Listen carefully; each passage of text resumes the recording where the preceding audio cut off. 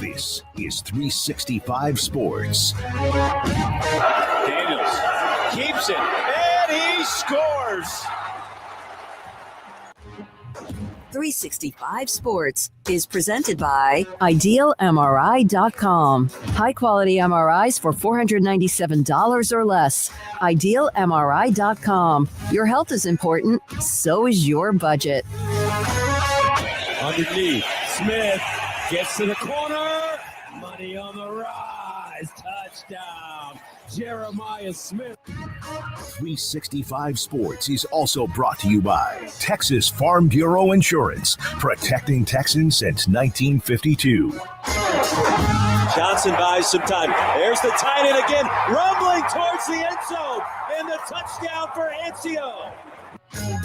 Remember when you had a guy, someone who could fix anything? They're still out there at Batteries Plus. With their quick solutions and expert advice on batteries, key fobs, and phone repair, Batteries Plus will have you in and out and on your way in no time. Batteries Plus, the experts in charge. Klubnik's going to take off. Klubnik for the touchdown.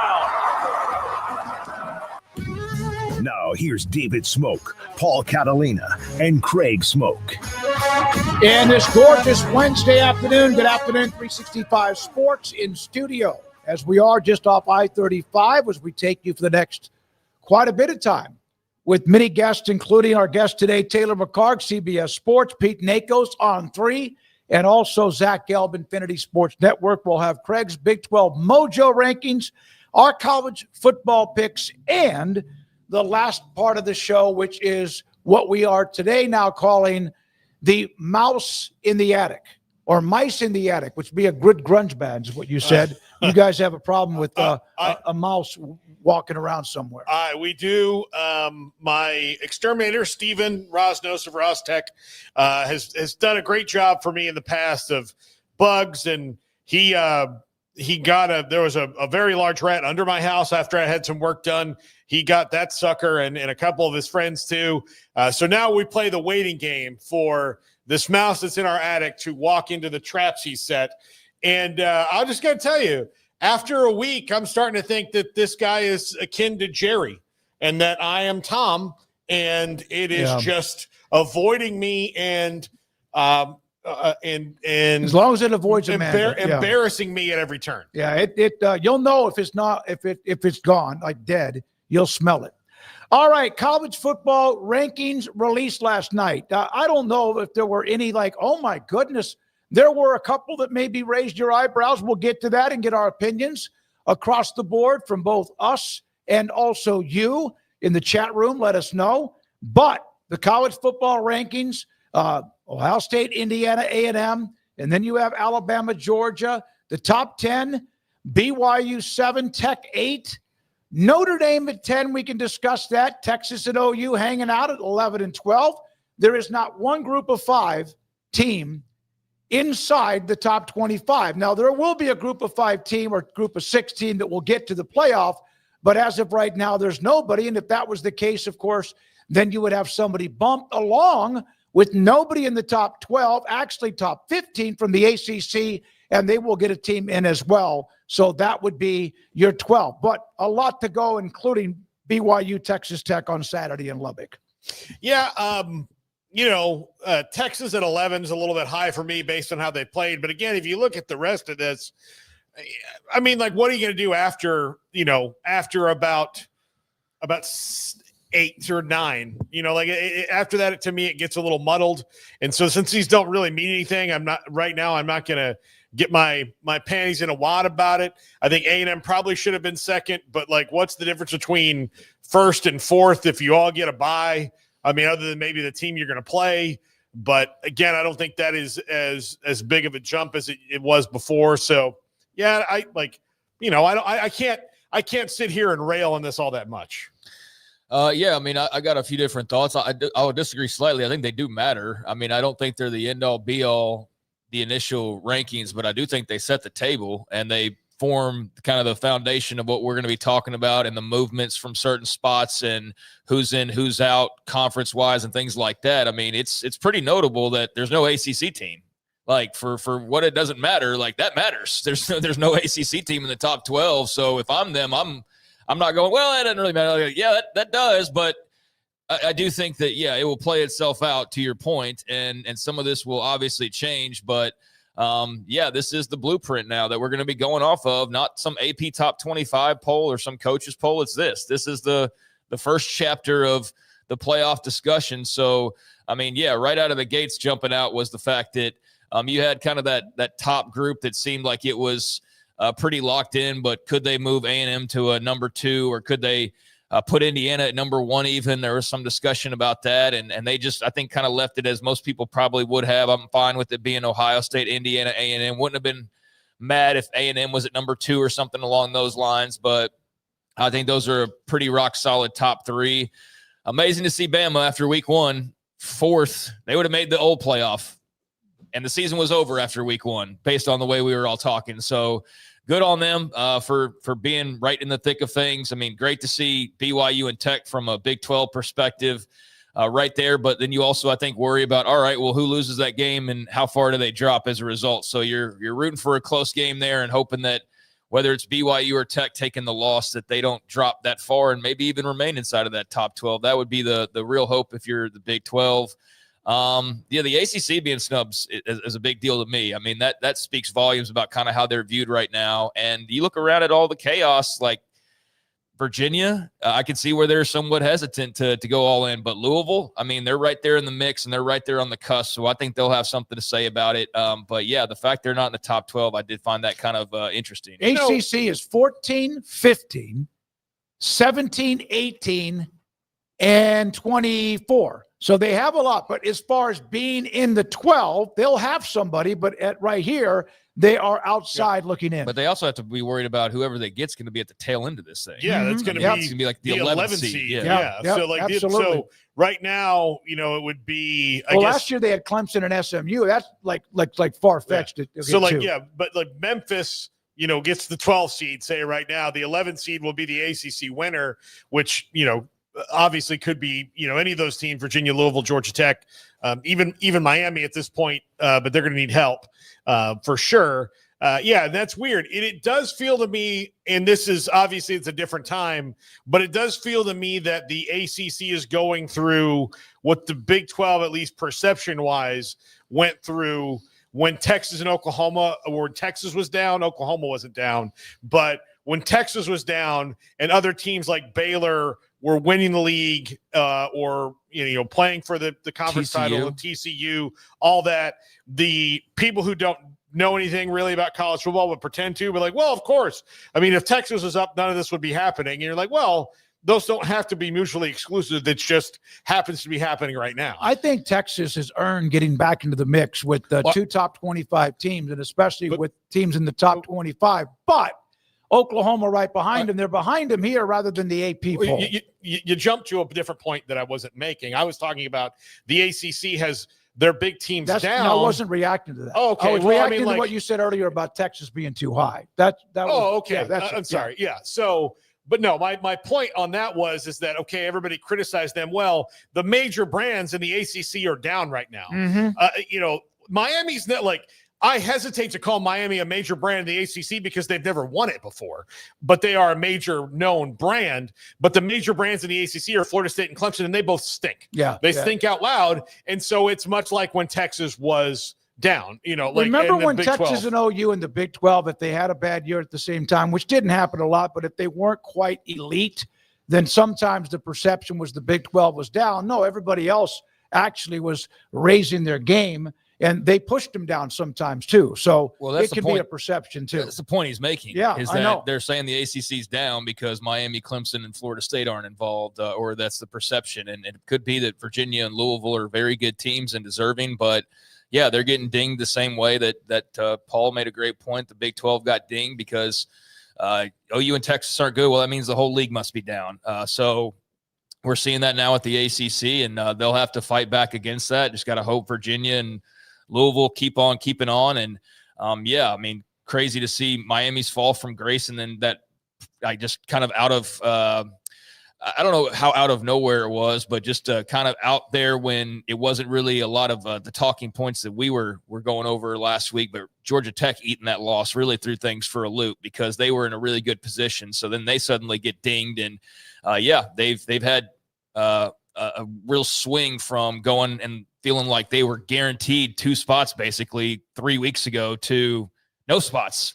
Just like that because of the recent results. So, yeah, they'll have somebody in, but you do get concerned that it's like last year before the conference championship, if you won your power conference, you got that top spot. Well, with that out of the equation now, yeah, you do worry, well, okay, you're going to get your champion in, but yeah, they have the 11th seed based on what we're doing right now. So, yeah, that's something I would definitely if you're doing the whole conference rooting for thing, then I would be concerned about that as an ACC fan, and just kind of the direction they're going in general. The fact that, basketball took a hit last year, I think that's something they could kind of really ride, whenever they wanted to. Like, oh, well, basketball is always going to be right. Well, it's like, then it wasn't. And then it's like, oh, well, we got the Blue Bloods, that we at least have that advantage over the Big 12 when it comes down to arguing back and forth on who's superior. Well, we got Miami, we got Florida State, we got Clemson, and now that's like, well, that doesn't really matter this year. So, the momentum not on their side at the moment. 3 of the Big 12 teams that are in this, 3 of them, are all ahead of everybody in the ACC because of where they are. And, of course, last year it was like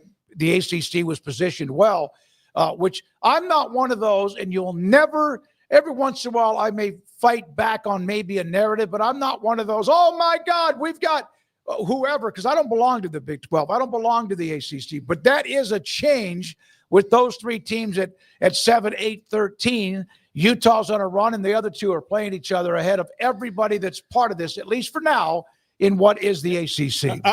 I'm not a part of a conference either, but I'd like to throw it out there that I can be bought because I would like to take nicer vacations. Sure. Yeah. No, absolutely. You will I mean, never see 2 Vs in the top 25, probably. Well, maybe if Virginia's about to hang around for a while, as far as not just this year. There's only 3 schools with a V.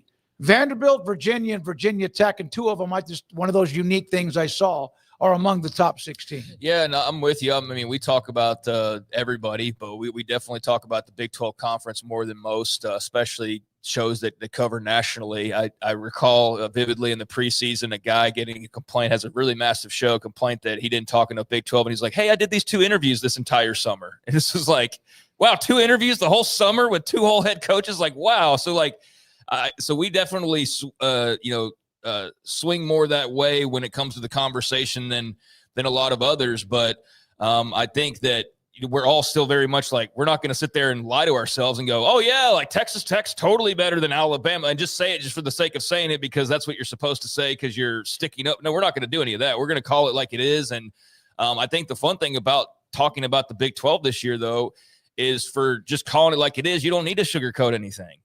You don't need to sit there and try to prop up Texas Tech or prop up BYU or prop up Utah. Look at the numbers.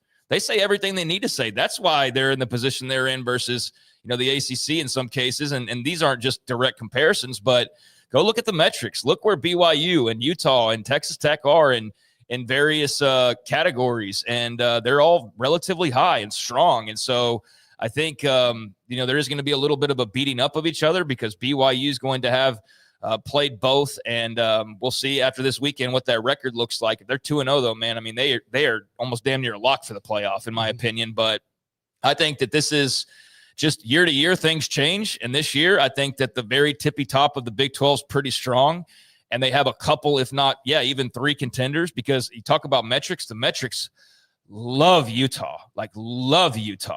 But for the ACC, they're a little bit down this year. And it's the perception as well of, like, even if they are not quite as down as they appear, it's the names that are up that people are like, oh, well, if Virginia and Louisville are running the conference, well, it's down. And so, it's going back to what Paul said about the Oklahoma, Texas is down. The whole conference must be down. I think that's probably dinging them a little bit. But I also think I think that Utah, BYU, and Tech are strong teams, and they're getting deserved love. By the way, there was, remember, some positioning, bargaining, trying to change how these standings would be put together, and they wanted to get more into strength of schedule or strength of whatever, and not so much the eyeball factor, etc. Dave Bartu from College Football Matrix will join us on Friday, and he's got a lot to say about this, but I will read this one. This is not anything you have, Brandon, but from Chris Vanini. Every year you look at the pattern from the College Football Committee. This year starts really feels like we're just eyeballing the whole thing. Dave Bartu was, laugh out loud, it's just funny because we have never, in capital letters, had a week 1 projection so dead on with mathematical formula than we had this first week. So they can say what they're going to look at, and they might mix it all together and throw it into a big dish or whatever, but it not at least so far. And that will be interesting to see how that trend continues. So doesn't that kind of go against the idea that they're just kind of riffing, because it seems like they're sticking pretty much to what the numbers are telling them. So I think that's the opposite of like them, which is what Dave is saying. Yeah. So I'm saying that against what Chris said is that that's not what they're doing. Clearly they're actually sticking to a formula of sorts. And now we'll see how that changes week to week. But I don't think there was a lot of complaints coming out of last night. And I think even the computer heads, for what they had as far as formulas that they were relying on, or even Dave Bartu or whoever, I didn't see many of them have too many things to say. I mean, there was this should be sorted here. This might be slightly, there was a big talk about Miami, obviously, and where they fell. And that goes back to the ACC conversation, because I know there's a whole to-do about the guys talking about is always fighting online, having fights all day that I've seen about Miami and their positioning,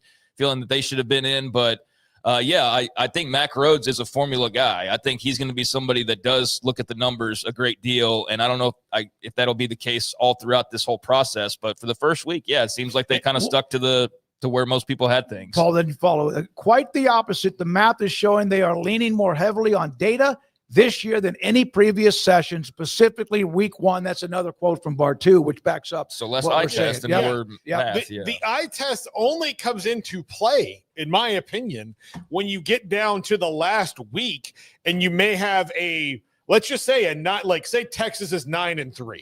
And then you have Miami at 11-2, who is not playing in the title game, but could, potentially be a playoff team, right? Or the same kind of SMU Clemson thing you have. So do you put 2 ACC teams in, or do you put a 9-3 Texas team in? Then you have to go back and look and go, well, is Texas at 9-3, like, given some of the way they've played in their wins, are they that good, or is this just not a playoff team? That's the eyeball test. That's where you have to get into it, because I'm pretty sure at that point the number is going to bear out certain things that kind of cancel each other out. Yeah, and the whole Notre Dame Miami thing. Well, Miami beat Notre Dame. How's Notre Dame higher? Well, I think that's just going to have to play itself out. Yeah, Florida State beat Alabama too. Right. And I think that's also one of those where you kind of, I think the reasoning that I saw given was like, it's where they are right now. It's not what happened 2.5 months ago. Notre Dame hasn't lost a game since A&M. Precisely, Miami's lost 2 of their last 3. But that's one of the, like, if there were many complaints, like the ones that I saw mostly revolved around Miami and being behind Notre Dame or just where they were exactly. But I didn't have a whole lot of gripes. I think it was also notable there's no G5 team in those rankings. I know that's switched almost seemingly weekly, where we've talked about Tulane, or then it was so-and-so, then it was so-and-so, so now it's Memphis, right? And so I think that's something that has to be accounted for, is there will be a G5 rep, but on this initial list, at least, there was not. So kind of makes you wonder what their pathway looks like and what that race in the American especially is going to be really fun down the stretch with that spot up for grabs. Mack Rhodes is the college football playoff rankings chairman. He had one quote last night when he was asked about how did you decipher split hairs when it comes to, of course, Texas A&M, Ohio State, and Indiana. I saw a little bit of buzz on this when we included A&M as part of the discussion, which they absolutely could easily be won here. We felt like the separator there was the defense. And A&M has had a couple of games when they've allowed games to kind of get to be a little bit hairy, a little bit hair on fire. Even Mike Elko's talked about how they've played complementary when the defense did not play well. The offense was spectacular and vice versa. That was his answer when it comes to, and if you look at some of the metrics and all of that when it comes to defense, Ohio State, Indiana, in most of those categories, very high. So is A&M, but A&M, when it comes to points allowed, is down the list quite a bit. But you can't argue with those three. I don't care how you rank them. The points allowed compared to the other two is pretty much two games. It's Arkansas and Notre Dame. The other ones have been, pretty good. They do have the best third down defense in the country. It's ridiculous. But yeah, I mean, if you at that point, you do when you get into these things of there's 4 undefeated teams, 3 of them have very similar strength of schedule or record or whatever. How do we split hairs here? Yeah, you get into those metrics. That's where you get into that. And statistically, A&M's defense is not quite as good as the others, but really it's about the Notre Dame and Arkansas games. The rest of them, they've been pretty darn good in. Yeah, when I first saw that, I was like, what are you talking about defense? A&M's got a freaking defense. What are you talking about? And then, you realize there is a little bit of separation in the numbers, and they got a couple 40 burgers dropped on their heads for as good as their defense is. And that was, the Irish and the Razorbacks both score 40.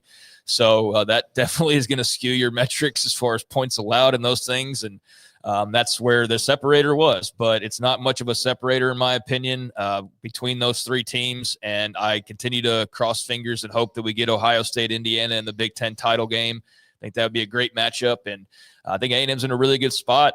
Certainly you could have hoped to have been as high as number 2, but you're just fine where you are. You're in prime position. You control your own destiny. And that's a great spot to be in. But there is also still a bit of a ways to go. Not a long, long way. I mean, it's less than a month now at this point, but there's I guess about a month. But, we're getting down to the nitty-gritty, and I think all 3 of those teams are rock solid. Ohio State, number 1 when it comes to team defense, total yards per game. And Indiana, 7. A&M is 31. And then you can flip them around in different categories. As we mentioned, an A&M would be higher in some cases. But that's really just splitting hairs. Now, with 3 teams from the Big 12 in at 7, 8, and then Utah where they are too, just outside the top 10. Greg Wrubell, who's the voice of BYU, who's going to be on the show tomorrow, put this out as a history lesson. Now, there was one mistake that I had to correct, and I actually sent Greg a voicemail. Here is that list of the all-time highest college football rankings that any of the 16 current teams in the Big 12 have been. Here it is. Arizona got as high as 7th in 2014. You'll see 14 in here a couple of different times. ASU last year, 6th. BYU, 6th. Baylor was 5th 3 different times, but the highest that really was legitimate, they were on the edge, was in 14, but also 19 and 21. They were in the top 7. Cincinnati, the year they played in the semis. There's Colorado.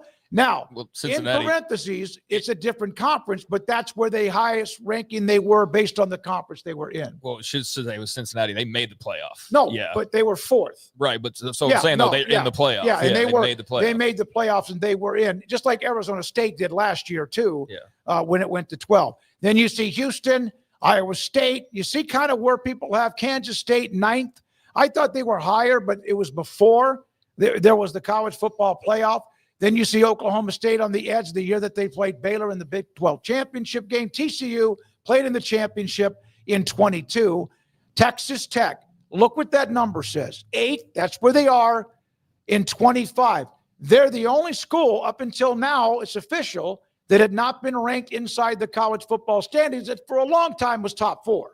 But now they get it. I sent Kim Coulter a note, and he said, you don't think that this crazy-ass Tech fan didn't know that. He was thrilled that they finally broke through, and then there's the rest as well. It's one slight correction. TCU was what they would have been 6th, I think, in 2014. Just like clarifying, they weren't 3rd in. No, it's not the final ranking. I needed to. It's not the final ranking. They got as high as 3rd in 2014. As high. And as, remember, I thought you were talking about at the end of the season they were. Okay. This is as high as they've ever been. That doesn't mean you got in. Gotcha. And then remember, they won like 68-0 and finished like 6th after they had a bye week when everybody else didn't, or the championship week hurt them. That you talk about getting screwed. I know Baylor fans feel like they did too because they won that game and all that development. But TCU got hammered as well in 2014. So it happens when you take the high road. Yeah. Well, they turned around and then added a college conference championship game right back after that happened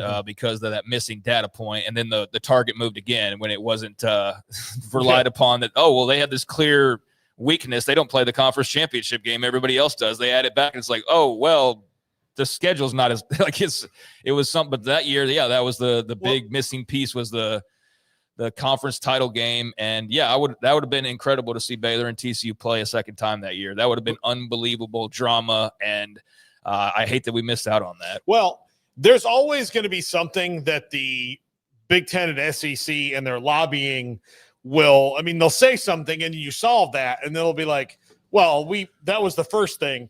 The thing about the championship game is that they didn't even have to do any kind of opposition research to throw that out there. The Big 12 just did it for them. Yeah. And their whole stupid, hey, every single game in this conference matters. One true champion. One true champion. That same summer. Yeah. The same thing. And then I remember that there was the funniest thing of all that happened.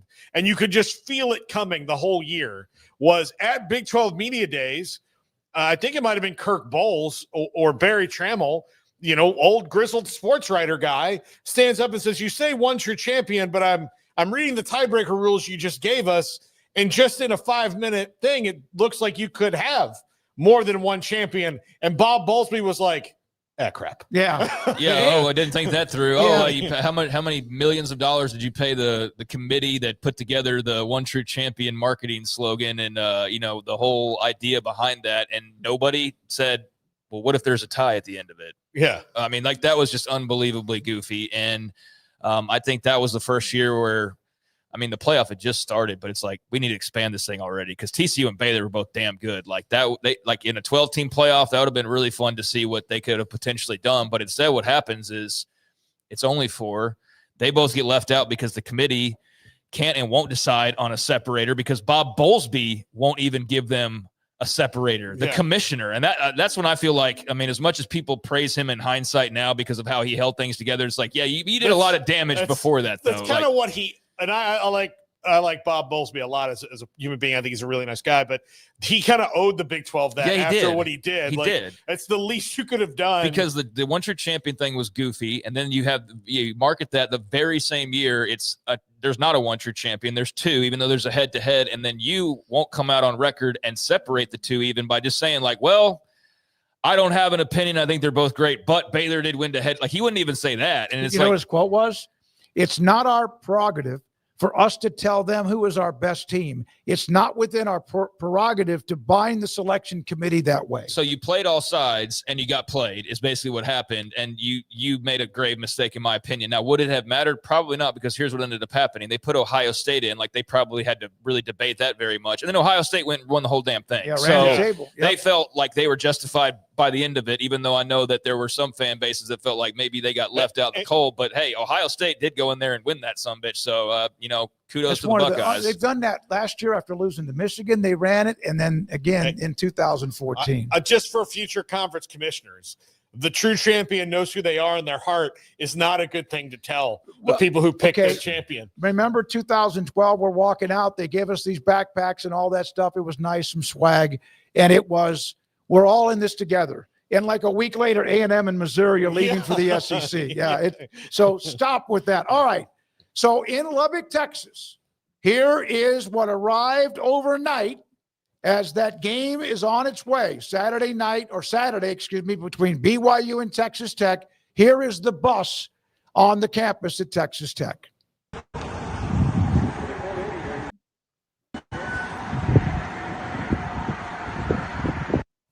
There we are. It was there for 2 or 3 seconds. Now, go back to the tweet. We asked this yesterday about kids, students camping out. So one of the reporters in Lubbock then went and asked a couple of the students. According to students camping out, each tent group can have 15 people per one individual representative. There's a group me that is being used to list out every group. And that, of course, this is way long time ago, 97 groups as of 3:30 p.m. yesterday. There are 97 groups, Ty. There is, yeah. But yeah, that's old school, man. That's congratulations to him for doing that, of representing 15 of your pals. Or 14 other ones, and you rotate. 15 is a good number. Back in my day, we had a 4-person rotation. And then I'll tell you what happens is you get closer to the game after you've done that. The people who did not help you in the rotation or didn't even come out and say hello and bring me a sandwich or something, or all of us, when we got to the game, it was pretty much like, oh, look at Doug over there, jackass. Yeah. Kids are smarter these days. They're more efficient for sure. I don't know if it's the AI or the raised on social media and the internet or what, but they're a lot smarter. And rather than somebody sitting for 4 hours, they just got more people and y'all sit for an hour and just swing in and out of the tent or whatever. And that's a much better idea if you've got enough friends to do that and pull it off. And this is a tale as old as time. We'll see this whole thing when basketball season really gets rolling, and you'll see the tents outside of Allen Fieldhouse for the big KU whoever game and all that. So that's what you expect to see this time of year. And this is an absolutely massive game. I mean, we built up BYU and Utah, deservedly so, and it turned out to be a fun game. And we're building this one up, I think, even higher. And I hope it can reach those same levels, if not surpass those. And really, really respect both head coaches tremendously. I think they're both great for their programs and for that league. And I just can't wait to see it. I'm telling you, man, it's really hard to pick this game. I didn't think it would be, but it is, because I really respect Kalani Sitake, and not only their coaching ability, but just BYU's team, man. I've watched a lot of them this year, and they are just super solid all across the board, which I think is what I've basically always said about them. But there's a lot of times where it doesn't look that great, as we've kind of talked about, and yet it gets the job done, and they just believe. And man, this is going to be a hell of this is a real heavyweight fight coming up on Saturday, and I'm dying to get to Saturday already to see this game and this result, because I'm just so looking forward to it. Yeah, it's a great showdown and collision course as well. One more Big 12 note. Colorado changed play callers. Pat Shurmur coached in the NFL. He was stripped of his play calling duties after the game against Utah. Demoted to quarterbacks coach. Brett Bartolone was calling plays against Arizona, and I saw one of the responses to this. Nobody really knew. Nobody even knew. I mean, I'm sure those, of course, on staff knew, but no one really say, hey, by the way, well, why isn't Pat Shurmur calling plays? Maybe he had headsets on like most coaches, all coaches do, but no one really knew this was going on, but they have made that change. Yeah, this is a little bit, it was kind of heading down the tracks that way. I understand that Deion Sanders doesn't want to, to release things like that and hang coaches out to dry maybe. And they're kind of going full Kremlin right now when it comes to access. So shutting this down in us not knowing about this until today is not really a surprise based on his media policy. The top 5 is on Colorado and what I would do if I were Coach Prime into the future. But I do think one of the things that you do, and you see this, when you start a program and you have to prove everybody that you can do this, you do get people that maybe you trust a little bit more or know you better, that can deal with your, personality quirks, that okay, these are the guys I'm going to start this thing with.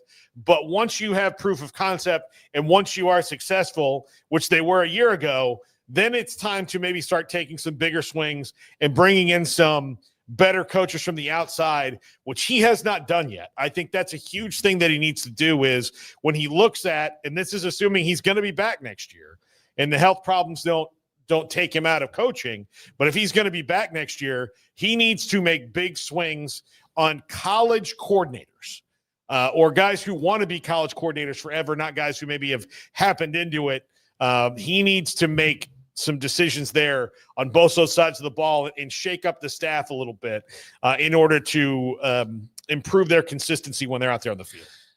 I mean, this is the biggest complaint I saw from Colorado fans over the last year was Pat Shurmur and his play calling. I feel like that was or at least for this season, that's the one complaint I saw more than anything outside of like, well, this Caden Salter guy is not that great or whatever, like the obvious kind of things. But as far as the personnel, the staff, the coaching and everything, easily Pat Shurmur is at the top of the list of complaints by Colorado fans. So good news for Pat Shurmur is, the last guy that got fired at OC for Colorado, he's doing pretty damn good right now for himself. Oh, Sean Lewis got San Diego State rolling along. So there's a grass is always greener there for Pat Shurmur. But yeah, their offense isn't good. Caden Salter is a miss. And I think there's problems that run deeper than just that, but I won't pretend to know like what's going on inside the locker room or anything. I just feel like it's felt a little funky all year. And they got the nice one over Iowa State, and you thought maybe they're turning a little bit of a corner. And man, you listen to Deion, it's really easy to kind of fall into the spell of like, oh yeah, they do have talent. And but then you watch them 3 days later and they're getting smacked, much less in back-to-back weeks the way that they have. And I don't know if this does much at this point for them. But I do think that it's going to be an incredibly interesting offseason for Colorado, because the first thing is needing to be answered is Deion going to be back in 2026? I think that's a legitimate question. And then after that, all right, he is. What moves does he make? And yeah, I do think he probably needs to go less NFL former guy route, even if that's his familiarity, and maybe spread his wings a little bit more. But yeah, I mean, this will be the third OC, I believe, that he'll have had in 3 years there at Colorado. So you don't want to do that too often, but yeah, there's no denying they are not a good football team. I don't know how talented they really are. It's hard to tell sometimes. I do think they've got some players that are pretty good, but in the big picture, it's not gelling. And they've taken tremendous steps down at critical positions like quarterback. And the fact that any of us thought, even for a split second, that and I don't think really anybody did, that they would just replace Shedeur and Travis, that clearly has been proven as wrong as possible. So you thought there would be a step down, but I think even then it was a much bigger step down than I thought it would be, and then I think most people thought it would be. And so yeah, they're in a pickle right now for sure. Now you mentioned 26. There is a part of me that wonders about his health during the off season. What else I wonder about is just how hard it is to win. And is it worth, does he feel like he can get back to just look, they weren't even on the mountaintop. They got close last year. They were in the mix and they dropped the game they shouldn't have dropped, and they fell out of contention right there at the very end. They had a path though to the Big 12 title game there with a couple weeks to go. And they're nowhere close to that. I mean, they are towards the bottom and scraping the bottom. And thankfully, Oklahoma State's in the position they're in, or otherwise Colorado would be at the bottom right now, based on Mojo and things like that. So I just wonder if he's got the energy to do it, if he's got the desire to do it at this point. I don't know. And you know what? If he doesn't, then I don't blame him, but because he's going through a lot. But I do think it's a legit question. I don't think he will quit. I hope not. Unless his doctor and his family tell him you're going to die. You're going to kill yourself because you're pushing pushing a big rock against your health. I don't want him to. I want to see if he could somehow grind this out without the stars, and I'd like to see him have success. But I can see that possibility. I think that when you add in everything that happened to Colorado this offseason, losing the Heisman Trophy winner, losing a fantastic quarterback, losing veteran players like they did. All the receivers. Yeah, all the receivers, having to replace all that offensive production in one offseason, and then your head coach not being able to be with you that entire offseason. Yeah. That just doesn't set up for a good year for anybody. And I would say that, look, if Nick Saban had missed an entire offseason with Alabama, I would have bet when we found that out that they were going to be a little bit choppy based on their standards, because he wasn't there doing the routine things that they had become accustomed to over the time. Like, we didn't even know if he was going to be at Big 12 Media Days until he showed up at Big 12 Media Days. We were like, is Deion even going to be? Because like the days before is like, oh, he had his another issue. I wonder if they had not been in the DFW area, if he even gone, because that's where he was coalescing. Yeah, he was in Canton, so not that far away. Yeah. But yeah, I mean, and this is based off nothing other than just they're struggling really badly right now, and he's struggling obviously health-wise, and so you just wonder, like, does he have it in him? Because this isn't just like go grab a couple players and it's all miraculously fixed. It's like you're gonna have to get into the dirt on this thing, and I think he already is to some level. But it's like there's really gonna have to be a lot of work put in, I think, to get this thing turned back in the right direction. And maybe it's not as much of a job as I think it is because of where we're at now with the portal and everything, but. I do think that's one of my big off-season questions is where's Deion, where's his health, and what does that mean for Colorado? I hope they get like a couple of big boy, huge recruits that help them have those star-type players. I really want to see him have success. I know some people don't. And you better hope that Juju Lewis works out, and that he looks pretty good here these last 2 to 3 weeks, because if you throw him into the fire, he's not ready for it. They are giving him a chance to get reps. And no matter what the end result is, or if he's 15 of 35, they're giving him a chance to get reps. When we come back, we'll ask Taylor McHargue about that, along with much more from CBS. Also today, the Big 12 Mojo rankings at 12. We have Pete Nakos on 3. His thoughts about the first release of the college football standings or rankings. We also have today Zack Gelb and so much more at the end of the show, which is Top 5, The Wheel, quizzes, and poll results. Garrett Ross, Brandon Rowe, Andrew Valade are here. This is 365 Sports. PettyClinicLowT.com. Dr. Kent Petty can help you become the high-performance man that you want to be, need to be, and used to be. I sent him a text through Signal the other day. Anytime I need something when it comes to a prescription or something I'm looking for, I send that to him, and I said, Dr. Petty, there was a prescription that was running out. He sent me back a note. He goes, man, you don't call me Dr. Petty. That's just the way I always kind of like the way I was raised. That's Dr. Petty, Mr. So-and-so.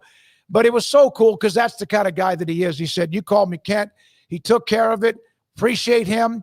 And if you have what seemed like, when it comes to how you feel, lethargic, energy's down, you're just not the right person and you're pretty fit or not, and you need a boost, or you feel like your energy is down, it could be your testosterone. Dr. Kent Petty can help find out if that is the problem. Contact them, PettyClinicLowT.com. He will set you up and take care of an appointment, get the blood results, contact you. Hopefully everything's fine and it may be something else.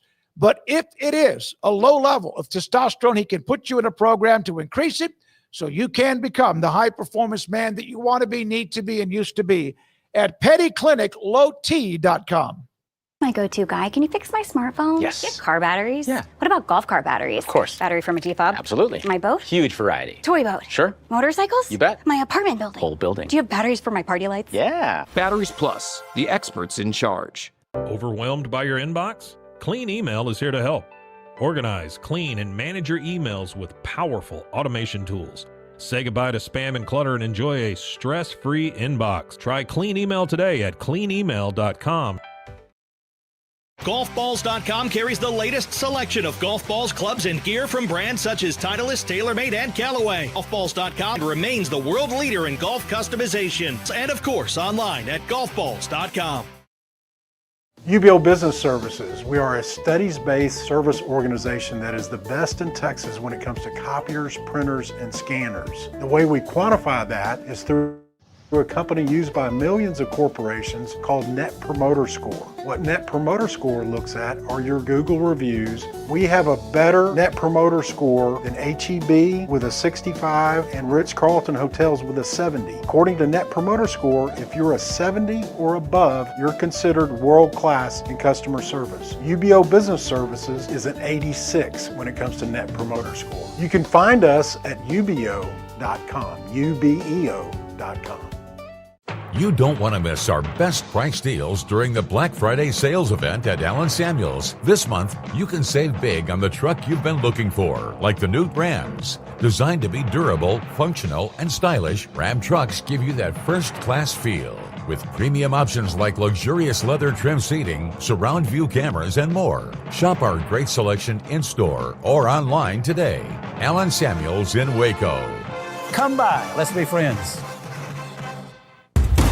Did you know that 1 out of every 4 men have symptomatic low levels of testosterone and don't even know it? And if you think you're too young to worry about it, guess again. Low T levels can make you feel tired and grumpy, raise your cholesterol, and cause weight gain. Petty Clinic Low T can set up same-day blood screening and results. So if you're tired of being tired, call or go online at pettycliniclowt.com. It's a private clinic with an atmosphere catering to men. Affordable, only $165 a month, including lab work, office consultation, testosterone injections, and follow-up visits, compared to $300 or more a month in Dallas or Austin. And you don't have to drive 90 miles one way or the other and fight the traffic. Petty Clinic Low T has board-certified physician consultations and will provide the best form of brand-strength testosterone. Contact Petty Clinic Low T for increased energy, improvement in sexual desire and performance, mood, concentration, even a decrease in body and belly fat. Just off Highway 84 and Old Hewitt Drive in Woodway, pettycliniclowt.com.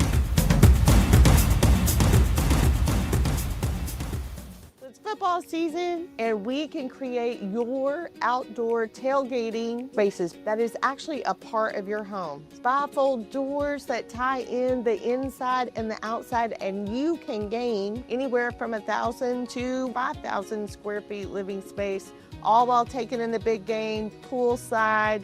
Call us at Gather & Co. Kitchen and Bath, where we can create your unique tailgating space. You got batteries for my side-by-side? Yes. Replace my flashlight? Sure thing. What about my business? Oh, good one. 100%. Batteries for my fleet of trucks? Gas floor scrubbers? Yes, and fire panels. We have pallets of batteries. Well, what about... As your go-to guy, if it needs a battery, we have it. Well, that's all you had to say. Could have led with that. Batteries Plus, the experts in charge. This is 365 Sports. The 3 o'clock hour is sponsored by Waco Custom Marketplace. Meats, sweets, Texas treats, and a cut above the rest. 425 Lake Air Drive, Waco. Taylor McHargue, CBS Sports, with us almost, if we can, every single week. Of course, a broadcaster, color analyst for football games on television, former Rice quarterback. Taylor, thanks for your time with Paul and Craig, David Smoak, and we'll get to the standings that were released last night. We will, but we've spent a lot of time on that. Let's get into Texas Tech and BYU. The freshman phenom in Bachmeier, Baron Morton, bounces back in Texas Tech at home, and just the atmosphere, the scene, and the showdown and collision course Saturday in Lubbock. Your thoughts? You know, we had, thanks as always for having me on, guys. We had, for our show Inside the 12, we had Joey McGuire on this morning and got a chance to visit with him. And it was great. He opened up his comments. His first thing that he talked about was, it's only about 40 yards, he said, from their facility to where he parks his truck. He said it took him almost an hour to walk that 40 yards last night after he left the facility because of all the kids that are out, camped out, waiting for tickets for the student section. He's taking pictures and autographs and visiting with those kids. And I think it speaks to, this is the biggest game in 17 years at home for Texas Tech. You got to go back to when they hosted Texas the last time College Gameday was there in the Graham Harrell and Michael Crabtree, back in 2008. It's a massive deal. It's a huge game for the league. I think it's interesting that it surprised a lot of people. I think where the line is, that this is I think it's still sitting at 10.5 for this game in favor of Tech. But there's massive implications. The fact that they have game day and that both of these teams ranked as high as they are right now in the first round of the playoff rankings. Everything's on the line really in this game for both of these teams. Taylor, why is Bear Bachmeier so good so soon? Well, I think BYU and that entire staff, Sonny Satake and his staff have done a great job of week in and week out protecting him. And I don't just mean with offensive line protection and not getting him hit. I think the way that they have played complementary football in all three phases has really benefited any quarterback, but especially a freshman quarterback. They do not, very rarely when you watch BYU, do you see them backed up inside their 10-yard line. Or very rarely do you see them get to a 3rd and 7+. They do the little things right on early downs when they have the ball to get it to 3rd and short. Obviously, running the ball well helps. They don't turn it over. In the turnover margin, they've done a nice job all season. And in special teams, they really don't get behind the sticks very often. And I think that's been the biggest thing in my opinion, for having a freshman quarterback.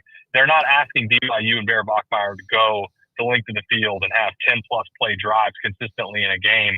The last thing that I will say is BYU, I think, has had a pretty favorable schedule to this point of the season. I think the back half, obviously the win over Utah, by far the biggest win in their season so far and extremely impressive. But I think the schedule to this point and the lack of road tests, you're going to see that obviously put to the test this week against Texas Tech. And it's a team that, November I think is going to be challenging. They still have a game against TCU on the schedule that no one's really talking about. So there are some tests left. Obviously starts with Texas Tech this week, but they've done a great job of insulating and protecting Bear Bachmeier all season. Taylor, it seems like every conference race is got like 5 or 6 teams sort of involved. I think the Big Ten's maybe the clearest one with Ohio State and Indiana, but with the Big 12, you've got the rankings released last night, BYU and Tech, and obviously in a massive showdown. But, man, the metrics love Utah, and they just went and smacked Cincinnati last week in what was a pretty hyped-up game. What were your thoughts on how one-sided that was, and where do you see Utah like in the big picture of the conference race and just sort of where we are right now? I think it's still a really good football team. I was surprised how high they were ranked. I was surprised, and it was very clear that the committee valued where Texas Tech is as a league at the top compared to the ACC. The fact that they were ahead of both Louisville and Virginia surprised me. I think the way that they beat Cincinnati and the fact that their 2 losses were against a couple of the top teams, I think for Utah down the stretch, what's going to be most interesting is if they win out, what help do they get up ahead of them? And is this a team that we're talking about getting one of the at-large bids, even with 2 losses? Now, that means that they really need some help from teams like Oklahoma and Texas to move out of the way. What happens with Oregon down the stretch? I don't think we see Notre Dame lose again, but it's possible, certainly. But I think the biggest thing that stood out to me overall, and you kind of alluded to this, was, again, the respect given to the Big 12, that there's 3 teams in the top 13 and 0 ahead of them out of the ACC. That I agree with, but that really surprised me that they didn't have either Virginia or Louisville up ahead of Utah. Taylor, anyone overmodulated in the first standings, which again will change and change and change again? Was there anybody, and if I saw any kind of reaction, it might have been that Notre Dame was back up already in the 10. I think there's a human element to Notre Dame, and we've talked about this. I think there's no way that they would ever say this, but anybody that remembers how that game went down with Notre Dame against Texas A&M and the holding call that was missed at the end of that game on that final scoring play for Texas A&M, I think there are people in that room that are still considering that probably should have been a win for Notre Dame. And when you look at their 2 losses against a Miami team that I think playing much better then than they are now, and then against Texas A&M, where really should have, in my opinion, been a win for Notre Dame. It wasn't, but should have been. I think they're getting the respect there with especially the Texas A&M loss. Now, the argument you could make, especially for Texas, when you look at their quality wins over, who is the best win for Notre Dame right now? I'm not sure that we have a great answer there. USC? Maybe. Yeah. Maybe. But I think for Texas, you look at how they played. That loss against Ohio State, I think, is aging better and better as the season goes along. Florida, not so much. But this is another one that I wasn't really bothered too much by where Notre Dame was right now, because the teams that we're talking about with Texas and Oklahoma, this is all going to sort itself out. If Texas runs the table somehow and has wins over Georgia and A&M down the stretch, well, then it's not going to matter. You're going to see them in the playoff anyway. I think the one sort of at the back end that surprised me was how high they had Iowa ranked, the team that was not in the AP poll, but that a lot of people were calling for, getting them ranked. And then Tennessee, I think Tennessee is kind of your classic example of an SEC team ranked because of their quality losses. I would not have had them in the top 25, but I think that'll be one, again, that will sort itself out. But I would not have had Tennessee ranked. Yeah, I always have trouble understanding what a quality loss really means in the grand scheme of things. I know it means that you lose to a good team, but It's just in the annals of sports history, I don't think if you asked anybody who participated in a loss, they'd have been like, oh, damn, that was a real quality loss. Can you imagine walking up to a head coach and go, well, this was I know you lost, but it's a quality loss. They would chew your face off. Yeah. You're exactly right. But I think it does come into play. And it's the only reason. How else do you justify seeing Tennessee with where they're at right now? Because there's not, their win over Mississippi State. I mean, they escaped barely with a win in Starkville. But you look at the 3 losses they have on the schedule, a lot of could have been and should have been. Should have beat Georgia, but didn't. And I think, again, it's not a team that I would have had ranked, but seeing them in the 25 spot surprised me some. Taylor, I know things are maybe a little bit up and down for your Rice Owls there, but the American is a hell of a conference with a heck of a race heating up here. And one thing that was noticeable from those rankings was there's nobody from the group of 6 at all. I just kind of wanted to pick your brain on who you think that most likely candidate will be. Memphis seems to be kind of that hot pick right now, whereas it was USF and so on and so forth, Tulane. But what do you think of the race shaping up, and just who do you think ends up being that team that's able to crack this thing when all is said and done? Yeah, the American, for as hot a start as they had, the losses in the last few weeks, feeling like they're sort of starting to knock each other off. Memphis beats South Florida. Memphis loses with an injured quarterback to a really not very good UAB team. Tulane goes on the road and gets smacked in the Alamo Dome by UTSA. And now you look up and say, exactly what we're talking about. Is there a team here that's going to separate? I still think the best group of 5 team overall is South Florida. I think top down talent, how they, in resume as well, how they went on the road and beat Florida, even in a down season for Florida, the front that they have, it's a Florida team that turns around and beats Texas. So to me, that's the most talented team. The one that I think is under the radar that no one's really talking about right now, but I think could surprise people in the month of November, is San Diego State. San Diego State, in my opinion, is the best defense at the group of 6 level. 2 shutouts already this season, another one where they held the team to 3 points, another where they held the team to 7 points. And I think you're going to see down the stretch with some key matchups in the Mountain West, they're going to have to win convincingly going away in order to get the respect, I think, because the Mountain West overall is down compared to the American. And the Mountain West doesn't have the great out-of-conference wins that I think the American has a couple examples of. But that, to me, if you end up with the American round-robining one another and you end up with San Diego State there at just 1 loss and they've been blowing people out versus like a South Florida or a Memphis sitting there with 2 or 3 losses potentially, to me, I would go with San Diego State there because, again, I think defense travels. And if you're asking who has a chance to compete and win in a playoff game, I actually think San Diego State's defense would keep them in almost every game. If it's not them, to me, I would go with South Florida, though. I think that's the most complete roster out of the group of 6. I figured you'd mention the Aztecs, and I'm glad you did, because just minutes before you joined us, we were talking about the Colorado OC change with Pat Shermer, and I was like, well, Sean Lewis is better off because, he was there, and he's doing a pretty damn good job right now for San Diego State. So, yeah, I figured you'd mention them, but glad that you did. Sean Lewis, anybody that isn't familiar with him, look up his bio. Took Kent State to 2 bowl games. I think the experience at Colorado, if he was able to be honest with us or anyone, I think he would tell you glad to be out of Colorado after just the 1 season. And then for San Diego State, turning them around quickly. I mean, the defense that they are playing right now, it just choked people out. It's unbelievable how solid they are, and had 1 game this season that got away from them against Washington State. But you remember early in the season, how well Cal was playing, and they pitch a shutout at home over the Cal Bears. So I have a ton of respect for Sean Lewis, even if they don't make the college football playoff this year. I think that's a guy that, wouldn't stun me if he leaves after this season, because he's going to be somebody that I think will be a point of conversation for some of these jobs that have opened up. Yeah, I think they broke Cal. They were doing well early on, and then after that game, they kind of broke them, Taylor. Okay, so we have another big coach opening in Auburn, and this one was, he wasn't the hottest seat in the SEC going into the year. That was Billy Napier, but he wasn't far behind. Are you surprised that this happened in any way, shape, or form?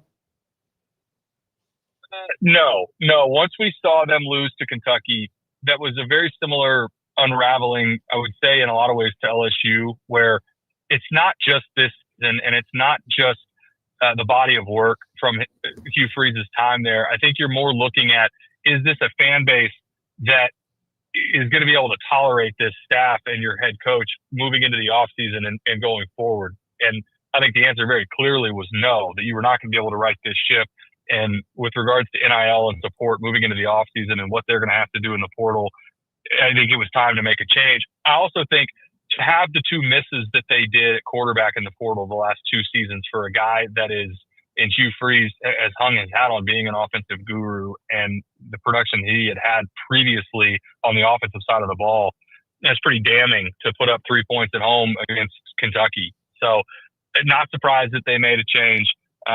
If I'm Auburn, and this is, a lot of people have said this, I get that, but I'm going after John Summerall at Tulane. And even with Tulane and how they looked a week ago against UTSA, I think Summerall on the defensive side, what he did at Troy, how he has Tulane performing, that's a program builder and somebody that I would be less worried if I'm Auburn about going out and getting a splashy hire versus more like what you see out of Texas A&M, where let's get an adult in the room, let's get somebody that is going to coach at a high level and really get your program back on track, not just the down, winning on a down-to-down basis and recruiting at a high level, but how you look off the field as well. And so to me, I think John Summerall checks a lot of boxes, and it would be somebody that if I'm an Auburn fan, I'd be very excited about. Where are you this week? Bye week, my only one. And I'm going to be, I'm going to have the lineup ready to go. We're going to be watching BYU and Texas Tech and fired up to be a fan this week. What in the hell were you wearing in the pregame show for the UConn and UAB broadcast, Mr. Sir? They said even though it was November 1st that we should still do costumes, and Paramount, who owns CBS, also owns SpongeBob, so that was allowed. So he had the SpongeBob headgear in the booth, which mixed reviews, but I thought it was funny. No, I just happened to see that, looking for what game you might have, and of course Dracula, SpongeBob. I thought I was watching Nickelodeon there for a second, but no, you do a hell of a job, Taylor. Thanks for your time, buddy. Have a great off week. Enjoy some decompression time. We'll talk to you next week. Awesome. Thank you, guys. Taylor McHargue, CBS Sports, with us on 365 Sports. We have, yes, sir. I'll tell you this, Smokey. Andrews decided that next year on Halloween, we are going to do not only costumes, but we're going to have a theme. I could do costumes on Halloween. I can do that. Yeah. I'm not against that. I can't tell him no. I mean, yeah, you can. No, yes, you can. I can't. He said he'd kick me. Yeah. Okay. Well, no, but he would kick punch you with his jiu-jitsu. Yeah. All right. Thank you to Taylor McHargue. And when we come back, is this one of the, if not the most anticipated segment during football, Paul, with all due respect to the top five? Because that's every day. That's throughout the year. Craig Smoak's Mojo rankings. A lot of you in the chat, get ready. What we do, we start at 16. We put 4 teams up. Then we go to 12. Then we go to 9. And then you go to 4. So, or whatever the numbers are. And you pick them as they go. And you can also react to them like you do the college football playoff rankings. David Smoak, Paul Catalina, and Craig Smoak. And this is 365 Sports. I was in touch with Nick Colwell, who's the general manager at the Baylor Club. They have a completely new lunch and dinner menu, the Baylor Club, inside McLean Stadium off I-35 in the Brazos River in Waco, featuring locally sourced ingredients, Homestead Heritage creamy grits, Beeman Ranch Wagyu New York strip, a brand new cocktail menu dropped at the main bar featuring 6 classic cocktails anyone will love and 6 Baylor Club signature mixes, taking a spin on fall flavors. Also, holiday season is ahead, and the Baylor Club excited to host plenty of fun family festivities, showcasing new events, bringing back traditions like the annual Friendsgiving in November and candlelight dinner in December, an event for everyone awaiting this coming holiday season. The Baylor Club can take stress out of your holiday with Thanksgiving to go. How about this? And this is something that a lot of people, we have DoorDash and all that other stuff that people do. Chef-prepared meals ready to heat and enjoy at home, available for members and non-members too. You can call the Baylor Club and place an order. That is what's there. They have a game not this week, but Utah next week. Great place to have any kind of just business meetings, luncheons, and more. The Baylor Club with Nick Caldwell inside McLean Stadium. Tell them 365 Sports sent you off I-35 in Waco. I'm Camille Johnson with Camille Johnson Realtors. We specialize in selling residential real estate agent all across our community, and we love serving all types of families. We have been in business at Camille Johnson Realtors for almost 9 years, and I have been a residential real estate agent for almost 40 years. And we love our partnership with 365. So thank you for partnering with me, and thank you so much to all of my clients who have made our company a success. No car payments for 90 days when you bring your auto loan home to Genco.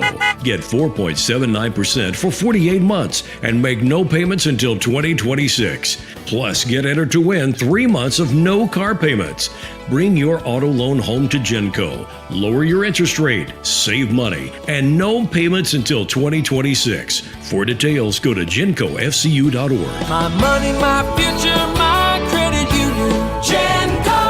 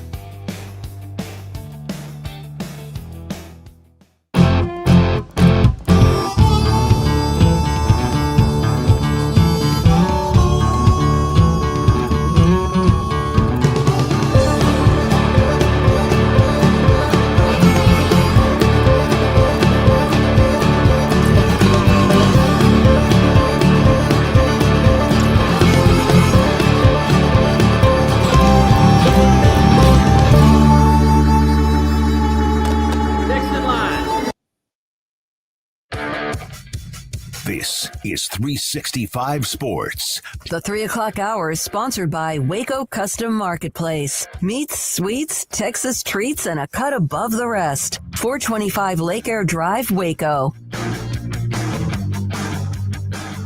Welcome back. Welcome into 365 Sports as we now get ready for our weekly feature where we dive into what I like to call and do call the Big 12 Mojo rankings. They're power rankings with my own personal twist, and we do this every single week, laying out the league by not only wins and losses, but also momentum and swagger in some cases, and off the field momentum or lack thereof in some cases, and how healthy is your coaching staff, all these different types of things. But mostly it does come down to like your regular power rankings around wins, losses, and just how good your team is. So here's my look at how I'm viewing the Big 12 currently based off of the latest results. And so here we are, folks, in week 11.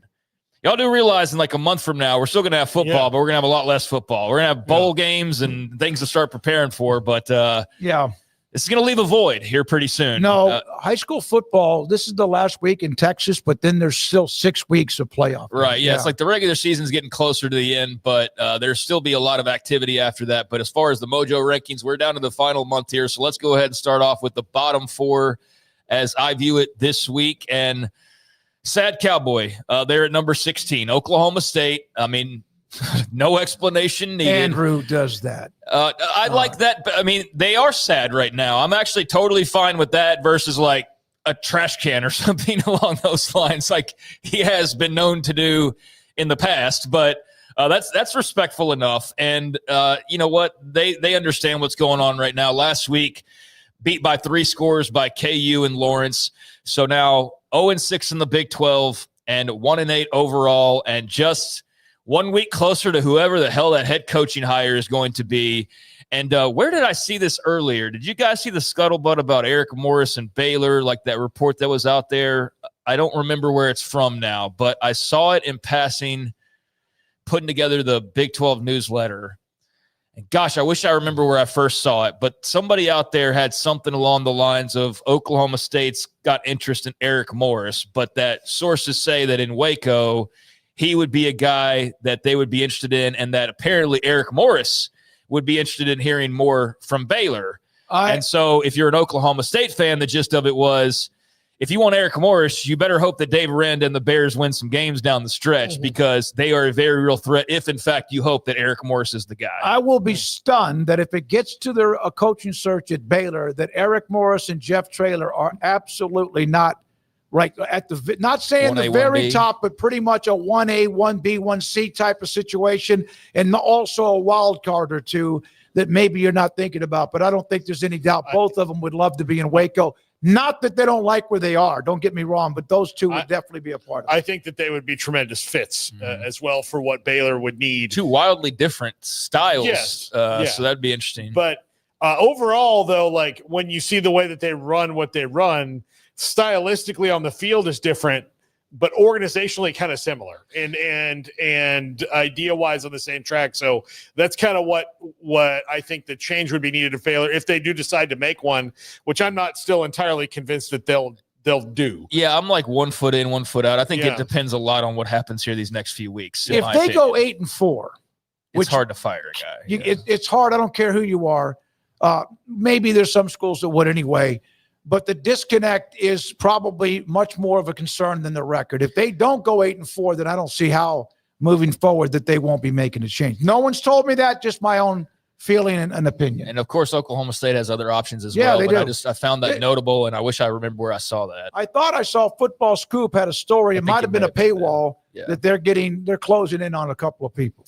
All right. Then at 15, Colorado drops a spot. I mean, it's bad, guys. Back-to-back losses, and not just losses, but absolutely getting destroyed.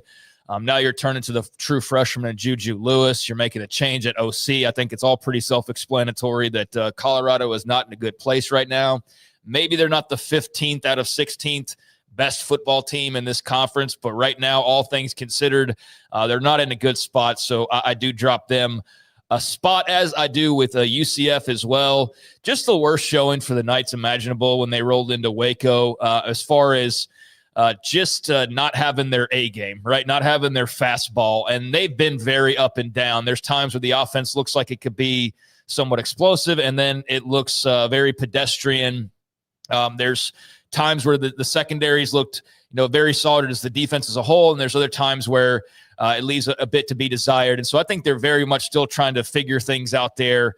But last week thought, okay, well, Baylor being in the position they're in, they have to win this game. So I was curious to see how UCF would show up. And it wasn't like Baylor was great in that game, but they were much better than UCF was when all was said and done. And so you get beat 30-3 on the road. You're going to drop a spot if there's room to drop. And so UCF down 1. Jeez. And then, what did you disagree with anything I had to say about? I was there for the first half. And If you make Baylor's defense look like that, Right. then you've got problems. And that's not being insulting to Baylor because we know that they've struggled on deep.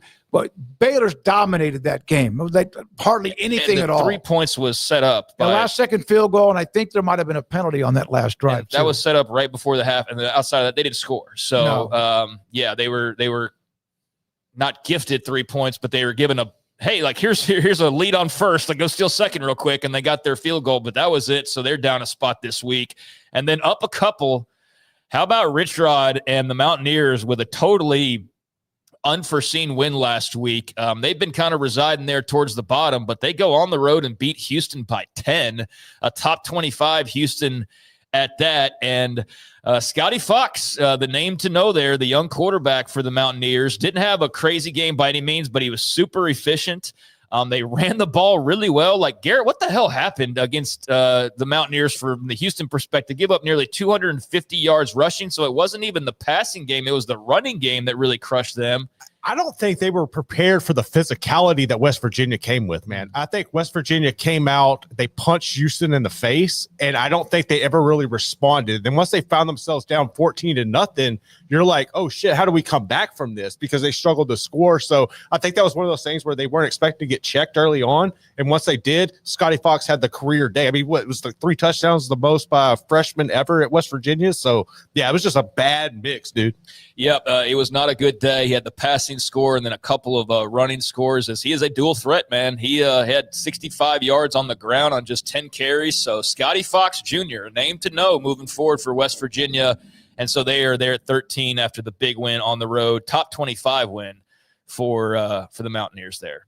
Any thoughts on where we are? The Mountaineers have some mojo. They got a young freshman quarterback who we're going to see his name? Fox? a lot more of. Scotty Scotty Fox Fox. Jr. Yeah, that's Yeah. why he's got the Fox emoji there. So you can just think of the song "What Does the Fox Say" so you can remember it. Is there a song that says You that? didn't know the Yeah, "What Does the no. Fox Say"? No, I it's doubt it's it. quite It's a annoying. nursery rhyme. No, I mean, kind of. I don't know. It's very weird. Not far off as far as probably the effort it took to write it. I mean, yeah, I would say that the nursery rhymes may be a little bit harder Right. than "What Does the Fox Say." But yeah, I mean the bottom three of the bottom three. I'm happy that West Virginia has something to kind of look forward to. their And- first Big 12 win. Yeah, first Big 12 win and seeing more of Scotty Fox. And I don't think he's got to play absolutely the lights out for the rest of the year to keep them out of the transfer portal for somebody to compete for the job with them next year. But if he does, hey, more power to him and more power to West Virginia. Then they can just go, recruit freshmen and backups, that'll help you into the roster, into the next year. But he does look to me like more of the Rich Rod type quarterback. And that's important because he's very good at building a system around a guy whose skills fit. But he does have kind of specific things that he likes. So he can move it around, but you have to kind of have the things that he wants, and he wants athletes. Yeah, well, Scotty Fox Jr. is an athlete, had a nice day, and that was a big win for them. So on to the 12 through 9 spots here. Iowa State. Damn. They got to. They've got to slide. No, I know. Now, It's if you just- look at their schedule, though, I will say if there is a saving grace for them, look at who they are losing to in these 4-game skids. Now, Colorado's totally unacceptable. That was a bad loss. There was some, from an Iowa State perspective, some controversy in that game as far as, efficient, things like that. But I do feel like Iowa State is probably a better team typically than number 12 at this point, but you're on a 4-game losing streak. Now, those 4 games, it was an 8-point loss at Cincinnati, a 7-point loss at Colorado. You got beat by a couple scores against BYU at home. But then last week, you lose to Arizona State. You know what? Nothing to pick at there, but it wasn't Sam Levitt playing quarterback. It was Jeff Sims playing They quarterback. made Jeff Sims look made like it look Sam. great. Yeah. Made him look like a star. But because of that and just the slide they're on, I mean, nobody in the league is on a worse trajectory right now than the Cyclones. After starting off 5-0, they're now 5-4. Rocco Becht has the yips. They don't have a lot of weaponry around him. The defense clearly took a hit early on with the corner injuries and has never fully recovered. So Iowa State at number 12, and they are sinking. But I do think they are better than all the teams below them, and I think they're probably still better than a couple teams above them. But it's not by much, and it's definitely not what it was just a month ago when we were talking about them. hell of I didn't know this emoji even existed at number 11. That Andrew went and it's like from the Edgar Allan Poe collection or something like that. Oh my God, it's a dead bird. Yeah. The Kansas Jayhawks, they're at number 11. They're 5-4 overall now at this point. And KU, a team that I think we had a lot of questions about just sort of where they fit in the big picture. I do think they're one of those, like, just put teams in the middle and you can kind of separate them week to week. They are coming off of a win against Oklahoma State. I put some stock in that, not much. That's after back-to-back losses to Tech and K-State. So got KU right there at number 11. Don't give them a ton for beating Oklahoma State, but it is, what it is. And so we'll see. They've got Arizona and Iowa State back-to-back on the road and then Utah at home to close the year. So they've got three pretty important games coming up, and they are still in need of one more win to go bowling. So last year, remember, they came down to the last game, lost in Waco. Yep. And then you got K-State coming up here at number 10. Had really bumped them up when they were on a roll these last couple of weeks, but now you got to get knocked out. It was actually, I don't think the final score was totally indicative of that game with Texas Tech. They hung in. They were respectable. Yes, it was a respectable showing. They were respectable, but Tech, to win that game, Kansas State was going to have to be not who they've been all year, where these mistakes that keep popping up happen to them, because Tech will take that and exploit it to the highest level. So, yeah, I would say respectable. They didn't do a lot of those things, but they did enough of them to where 5 turnovers. Yeah. That's the thing. You start looking at the negatives, though, from that game. I mean, a bunch of turnovers. You also look at the fact you got out 7-0 and you were outscored, 43-13 in the final 3 quarters. So you look at it from that perspective, and it's like, how respectable was that loss? 43-13 from the second quarter on. But the bunch of turnovers are going to doom you, especially against anybody, but especially against a good team like Texas Tech. And I'll tell you what, guys, Dylan Edwards just totally screwed their entire season. And it's not his fault that he can't get to full health and remain there. It's just been something that's plagued him all year. But they don't have a lot of options outside of him. Like Joe Jackson's, well, I'll use the word I use, and y'all know what I mean. He's fine, but he's not Dylan Edwards. I mean, and no one is close to Dylan Edwards, unfortunately, for the Cats on the roster. But, I'm dropping them a couple spots after the 23-point loss at home to Tech. And then Baylor jumps up. Now, I'm not giving them a ton of credit for UCF. This is a byproduct of also what happened with others, like K-State losing, like Iowa State losing again. So the Bears, I think, are about where they should be. I think they're like the 9th best team in the conference, probably on any given week. So they get a win on homecoming. They really, really needed that, or else they were going to be sliding towards like 14-15 with another loss after back-to-back losses. But Baylor at 9. Again, this is more, yes, they won, but also what happened around them, because I don't think, you beat UCF, you're jumping up 3 spots or anything along those lines. So there you go with that section here. All right. Kansas State's 4-5. Yeah, Iowa State's a 4-game losing And let's streak. see, what does Kansas State have to do now with 3 games remaining? They've got to go beat Oklahoma State. Okay, there's win number 5. At Utah. But then they play Colorado at home, so they should go bowling. If they don't go bowling, then something went wrong. Yeah. You should beat Colorado and Oklahoma State. Yeah. But it's going to be cutting it close, though. Yeah, absolutely.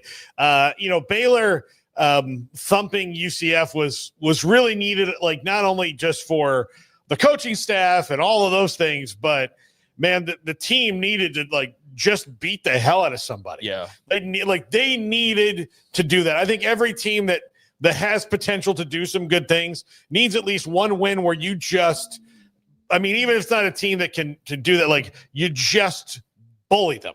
Yeah, but the schedule fell good for them. Then the break, and then of course they have the stretch with Utah facing them in 2 weeks. All right, now let's close this thing on out at number 8. Rolling into the top half of this, you got Arizona up a couple spots after the blowout win over Colorado in Boulder. This is after taking a couple of losses to BYU and Houston on the road in the case of losing to the Cougars in what was a very competitive game, as was the BYU game, and arguably should have won the damn BYU game. But the Cougars, they're clutch, man, and they came back to win that game when it looked like Arizona had them very much on the ropes. So with Arizona, I had them, I think, like I remember last week, I didn't really know where to kind of factor them in. They kind of jumped because of around them more so than anything they had done. But they went and handled their business against Kansas and or against Colorado. And I think that they're right there with Baylor. It's like put them anywhere from like 7 to 10 and just rearrange it every week. I don't think there's much difference there, but I give them a couple of spots jump. And I think they're a solid team, the Arizona Wildcats, just not quite contenders. At 7, drops 3 spots. I mean, Houston's been a great story. I do feel like they've sort of been, and I've said this from time to time, they've been a little bit over modulated just based on watching them and then going like, are they really like the 3rd or 4th best team in the league? I don't know that they are. But, man, you can't turn around when you go and you beat Arizona State on the road and you get a huge win like that and you get to the top 25. You can't turn around and get beat by West Virginia at home, man. That was an awful loss for Willie Fritz and company and just a momentum destroyer. Now, they're still going to be bowling. They've still got some winnable games down the stretch. Hell, they could win out, dude. Like, they could beat UCF in Orlando. They can beat TCU at home. They could beat Baylor in Waco, but I just didn't see that coming, man, losing to West Virginia. So they get dinged for that. And this is probably more about where they should be, honestly, just based on like my eyeball test, to use the phrase from the playoff rankings. So drop them 3. TCU is up a spot, as I do think they're right there on the verge of the kind of contenders list, and they benefit from Houston's drop since they didn't play last week. And then Cincinnati dropping 3 spots after the loss to Utah. I still think Cincinnati is a very good team. I do think they were a little bit overmodulated because of the record, whereas everybody else had taken an extra loss or 2. And while I do think they're still a good team and they're still very much in the mix, I mean, you get beat by 31 points. I don't care who you lost to. I don't care if it was freaking Ohio State. Like, you're getting dinged for that one. So that was a bit of a reality check for the Bearcats. Home game, blackout. Again, Huge the crowd's hype. an issue always, but that's part of what it wasn't a home game. They played in Salt Lake City. Oh, I'm sorry. I'm going back to what you said earlier. Cincinnati, that game, that was an ass kicking. Yeah, like Cincinnati, like, you know, I feel like they owe me an apology because I stuck my neck out for them quite a bit last when you're week. chasing the crown, you have to take risks. I wasn't chasing. I really believed it. Like, it wasn't. I wasn't something. No, you did. I rolled when you said it because I just had no belief. I really believed. I said, you know, I did just think, like, I thought that there was something kind of special and that they were going to go and take down a giant. No, and I was wrong. Yeah, no. Utah didn't have a big enough slingshot. Utah just named their score basically. Not a great night for Brendan Sorsby. A real bad night actually. And they were able to do some things affect. I mean, they had like over 200 yards on the ground, but it was a bad night for Cincinnati. So they dropped down to number 5. And out of the top 4, here we go. Roll this thing on out and let's close this up. Arizona State, dude. No Sam Leavitt. Jeff Sims playing quarterback. Let's go get another win, boys. I mean, just so impressive. And like, I think these 4 teams right here, is there any reason these 4 shouldn't be really good every single year? No.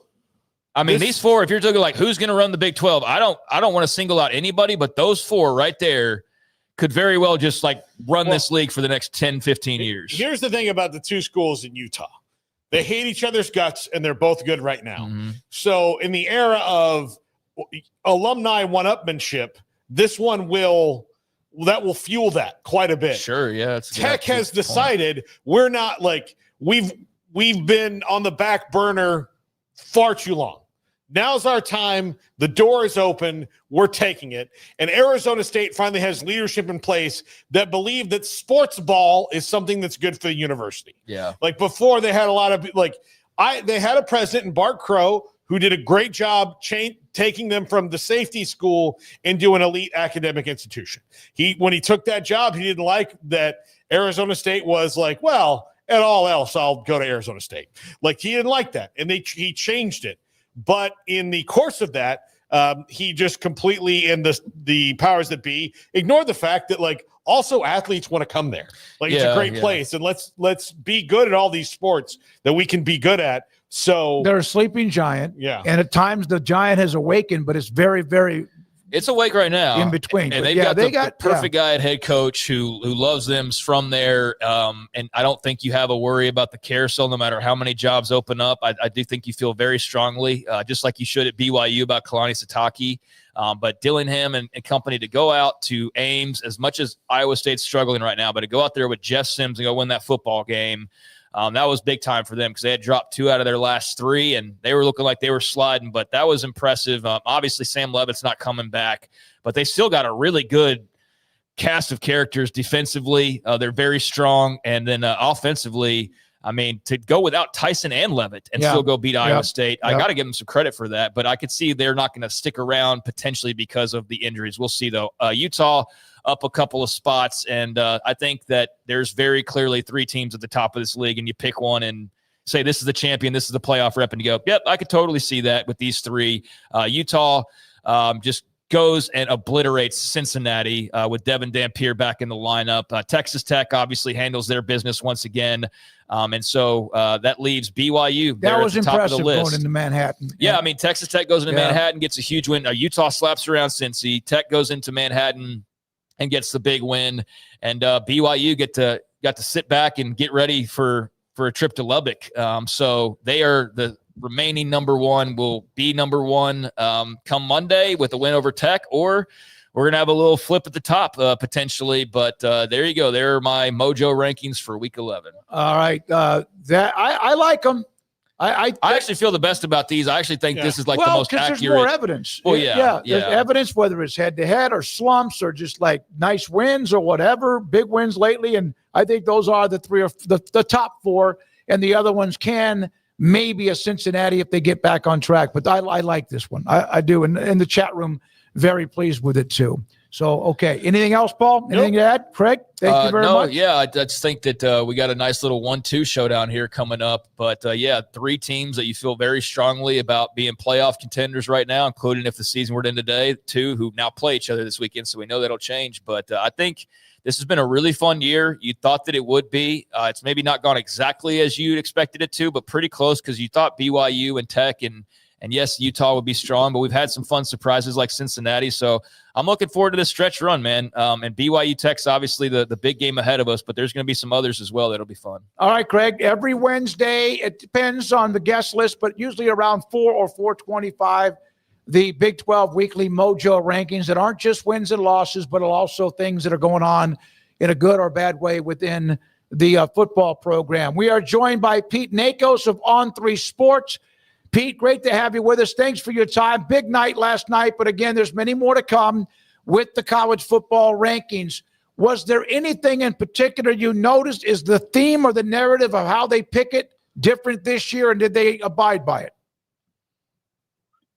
Listen, last night was a starting point for how we judge the rest of the rankings, the rest of the way leading up to Selection Sunday. There's a big takeaway I had. I spend so much time chasing down news and info and stuff. I don't exactly walk away with the biggest set of opinions, but the one thing I did find interesting was the College Football Playoff Selection Committee made a big deal, and the 10 commissioners made a huge deal about it this summer, about strength of schedule and strength of record and how that was going to be factored into the rankings process. And they wanted data to back up how people felt about teams. And then you go back and look at it last night. Okay. And 1 is Ohio State, 2 Indiana, 3 Texas A&M. Texas A&M has the harder strength of schedule and a harder strength of record than those 2 schools when you look at the comparison. So it does leave you kind of scratching your head wondering how much is the data actually factoring in. Pete, obviously a lot of these things are going to get worked out because a ton of these teams in the top 12 play each other. BYU and Tech play each other this week, for example. But the ACC right now, they're not getting 2 teams in no matter what happens, more than likely. Which team do you think has the most staying power to be the ACC team that gets in? Yeah, it's tough. It's funny, you want to say Notre Dame, but obviously they're not in the ACC, but they play so many ACC teams. I'm confident that Louisville, that Miami has what it takes to make a run and get in the playoff. And I say that just because, Virginia does not have the hardest strength schedule. The Massey system that we use at On3 has Virginia with a 70 overall strength schedule. And the last 4 games is not that challenging, but it's also been a Virginia team that we've seen had to, they barely squeaked by Louisville. They almost lost to North Carolina. It seems like, they keep playing close games. So I'll be very interested to see how Virginia closes out the year. I'm sorry. No, keep going. No, I was just going to say, I know Georgia Tech obviously just lost for the first time this past weekend at NC State. We'll be interested to see how they do the rest of the way. If they win out, they'll obviously get in because that would include an ACC title. It's really hard to kind of pick through the ACC, though, right now.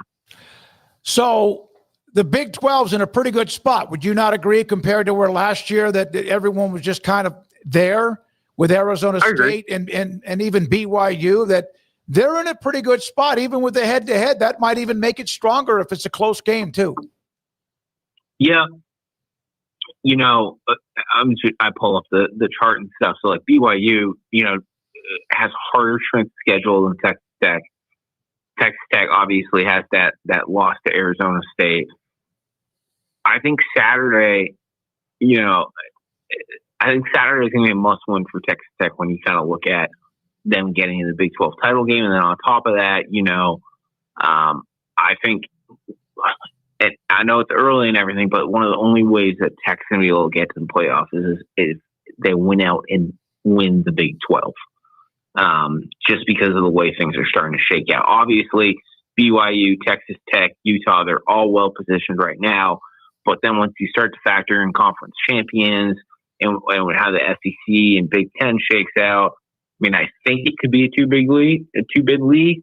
But that would mean that Texas Tech's going to have to win a lot more football games.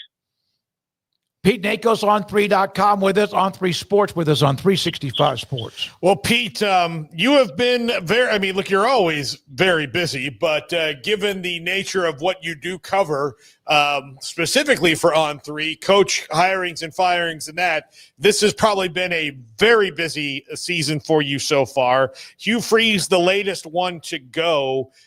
From everything you've learned, how long was this really bubbling from where most people thought it was bubbling to when it actually was, and where do you think Auburn goes from here? Listen, the 0-4 start, the SEC play was the writing on the wall that things probably weren't headed in the right direction.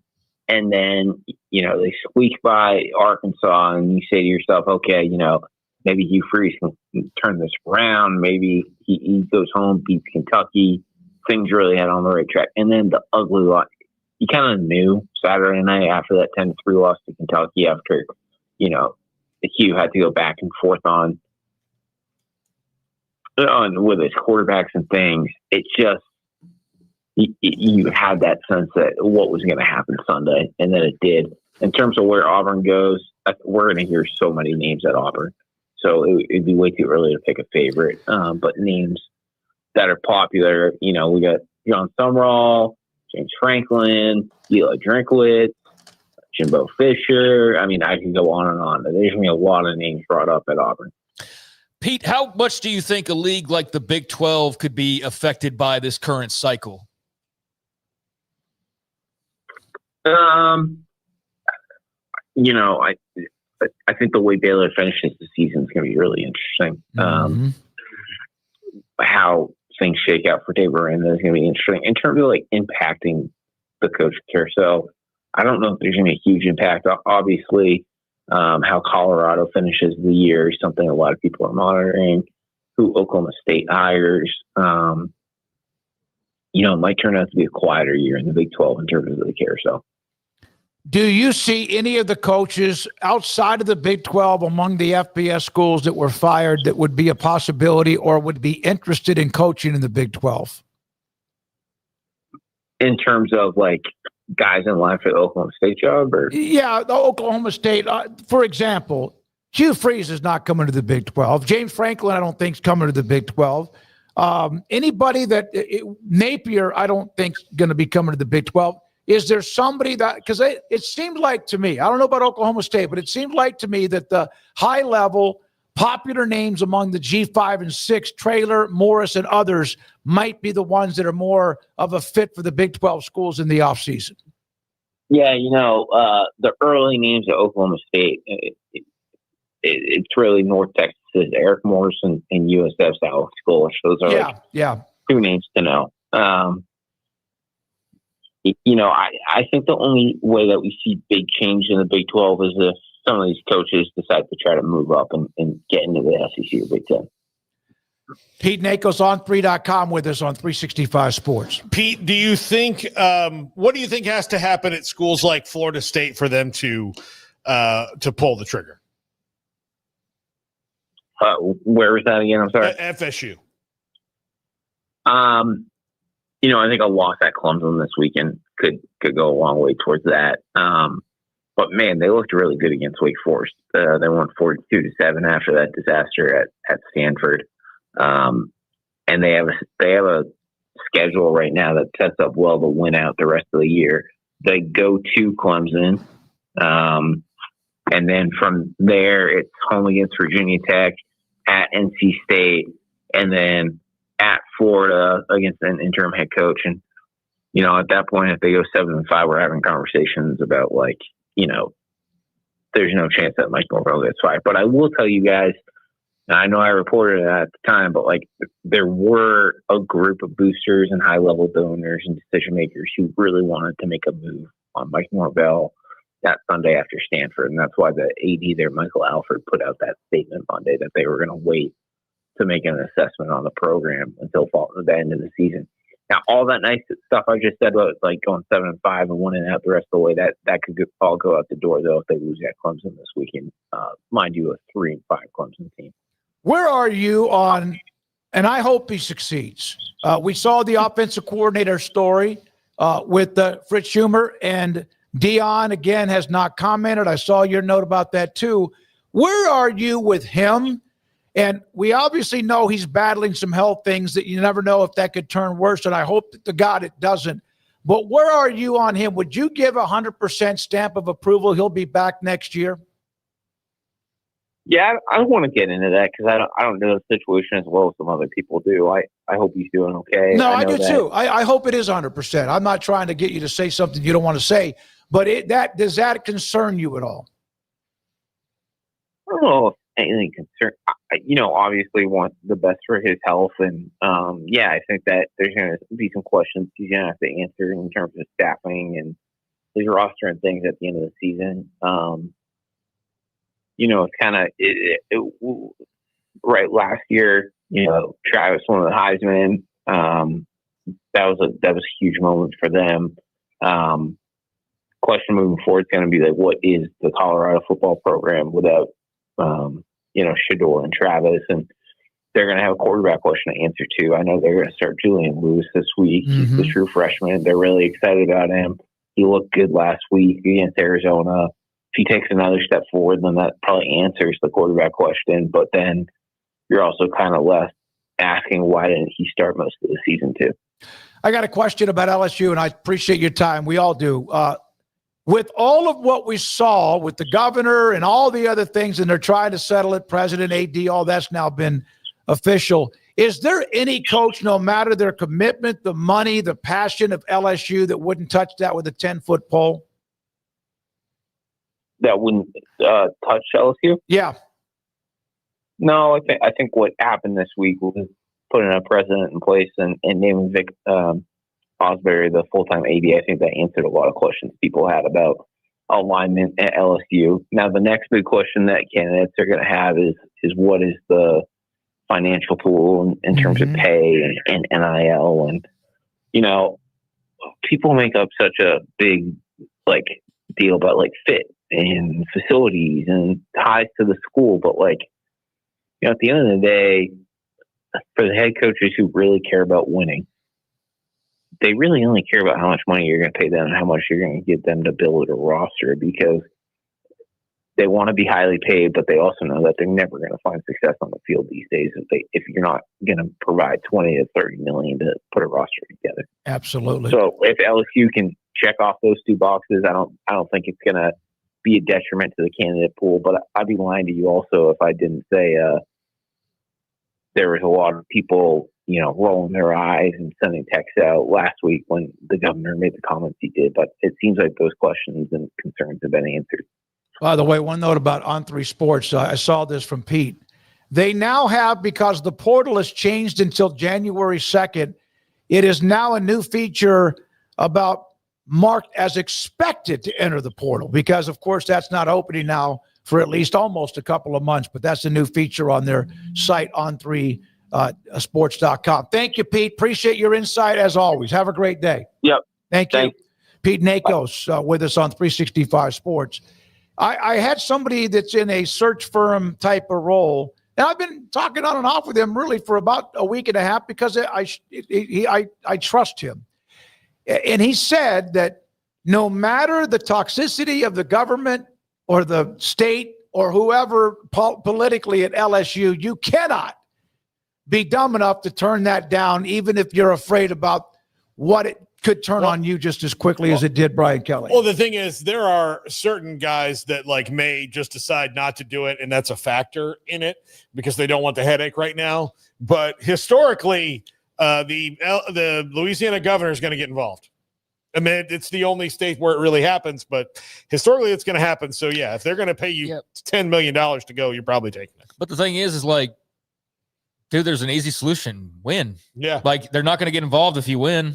They get involved when you lose. So it's like what? Any other job that you start to lose games and the overarching bosses start to look at you and go, well, I don't know if this guy's still the right guy to be leading this job. So I get that it's especially on the surface and, like last week in particular, very visible in comparison to some of the other head coaching jobs where just ADs are talking and everything.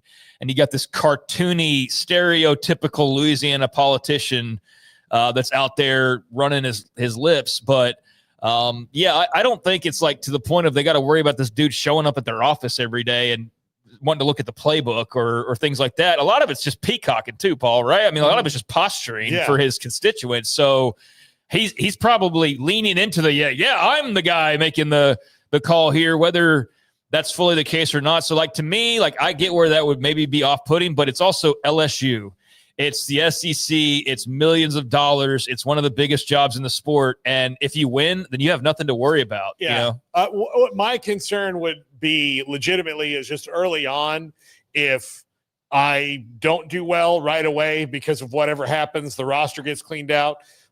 How desperate does this guy need for attention to be I should have left myself in the kind of get in your kitchen. Here's where I think they'll hurt themselves is if they go this route is, if you're a coach and that's the case, that's why you have a massive buyout. So if they don't give you time, you get your 80, 90, 70, 60, whatever it is, $1 million. Now, if they decide we're not doing that buyout game anymore and they actually stick to their guns, well, then that could turn away some candidates. That's the biggest thing. That's the biggest thing is he kind of antagonized agents or almost kind of dared them to be because if you got guaranteed money, who cares? You get fired, all right, I'll do the Jimbo thing. I'll just go away for a year. But if they're saying, well, here's the offer, but if you get fired after 2 years and you're struggling, you only get $5 million, which that would not be the case, but it's reduced extremely compared to what it was. That's when I would say, all right, that's interference that's going to really hurt them because nobody's going to sign up for that gig without a massive safety net, given what coaches have become accustomed to here recently. But I don't think he'll be allowed to do that. I mean, ultimately, because it probably would cost them a candidate that they would otherwise want. If you're John Summerall, and and that's the thing is, we said this last week, everybody's talking about online. There was kind of this momentum of well, this is the time to change coaching contracts. And the politician was the one leading that charge. And it's well, you do realize this is college football in particular, college sports, but football in particular. You guys do that. That's actually really smart. And that's the way it should be. But guess what? Auburn's going to say, screw y'all. We're going to sign John Summerall and give him a $500 million buyout. Yeah. That's what'll happen. You can't tell schools what to do if they want to do it. My question is this, and this is just me off the top of this silly old head of mine. So we have $165 to $180 million in buyout money that's now compiled with those who have been fired, right? The buyout money. How much is it going to cost to hire coaches at those same schools, more or less than what you use for the buyout? I think it depends on who. Well, I think it's going to cost less in a lot of cases because you're not going to get, the coach that gets hired at Penn State is likely not on the same level salary-wise as James Franklin was. So it's going to cost a little bit less. The problem is that it costs less because you fired the guy who costs more. Yeah, it's so definitely you're still less. paying the guy. So it's definitely less. The only way it's going to be more is if you do go big game hunting and get the big game. Here's the thing, like, okay, who's the highest paid head football coach right now? It changes sometimes. I want to say it's Kirby Smart. I mean, Kirby's got $13 million. That's insane. Anyways, so 13. Jim Knowles, the highest paid DC. That's another 3. So there's 16. Highest paid OCs, Mike Denbrock at the over there with the Irish. He's making 2.1. So that's what, $18 million for those 3, and then fill out your position coaches and how far down the line do you go? Like, are we counting GAs? Well, they don't make anything anyway, so that doesn't factor in. So it's not anywhere close to the buyout. It's got to be the head coaching coordinators. That's what I'm saying. So that's that's what did I just say? That's like $16 million for those 3. And what's the buyout money? What was Kelly's? How much was that? 54, something like that. Yeah, I don't remember off the top of my head. It depends on what you the. So contract. You're not going to spend another $40 million on the rest of your position coaches and your, extra assistant to the defensive line coach type. Like, that's not going to add up to that much. So it's definitely you're paying more for the buyout than for a brand new step. But the fact that you're paying for both of them, that's really the whammy. That's the fact that you're doing both of those things. Yep. Okay. We break here. We come back. Are we going to do our college picks, Andrew? Andrew, with the college picks, we also have a nugget or two and some really cool helmets from James Madison. And Zack Gelb will join us at 5.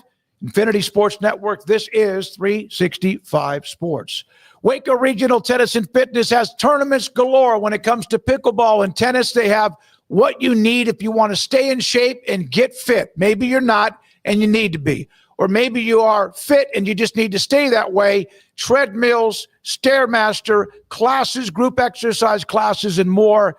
And it is a huge facility. You might think it's a tennis academy, and they have all that, and some veteran coaches and more, youth camps, and also clinics and lessons, and also adult as well. Waco Regional Tennis and Fitness on Lakeshore Drive in Waco. You don't want to miss our best price deals during the Black Friday sales event at Allen Samuels. This month, you can save big on the truck you've been looking for, like the new Rams. Designed to be durable, functional, and stylish, Ram trucks give you that first-class feel. With premium options like luxurious leather trim seating, surround view cameras, and more. Shop our great selection in-store or online today. Allen Samuels in Waco. Come by. Let's be friends. Over 30% of adults struggle with chronic foot and joint pain, and many face mobility limitations as they age. But a revolutionary Comfort First slipper has taken the wellness world by storm. Try Cloud Slides and feel you are walking on the clouds. Cloud Slides. Football is back, and Underdog is the best place to make picks and win money all season long. Playing on Underdog is easy. Just pick whether your favorite players will go higher or lower on stats like touchdowns, receiving yards, interceptions, and more. Get your picks right and you can win up to 5,000 times your cash. You can play with as little as $1. Download the app today and sign up with promo code SPORTS365 to score $50 in bonus funds when you play your first $5. That's promo code SPORTS365. Millions of fans have already won billions making picks on Underdog. Will you be next? Underdog. Make picks. Win money. Must be 18 and up. 19 and up in Alabama, Nebraska, 19 and up, and in Colorado for some games, 21 and up in Arizona, Massachusetts, and Virginia, and must be present in a state where Underdog Fantasy operates. Terms apply. Offer not valid in Maryland, Michigan, Ohio, and Pennsylvania. Concerned with your play? Call 1-800-GAMBLER or visit ncpgambling.org. In New York, call the 24/7 Hope line at 1-8778-HOPE-NY or text HOPE-NY. That's 467-369. See assets.underdogfantasy.com/web/play and get terms _DFS_.html for details. Serving Central Texas since 1889, TFNB Your Bank for Life takes pride in being more than a bank.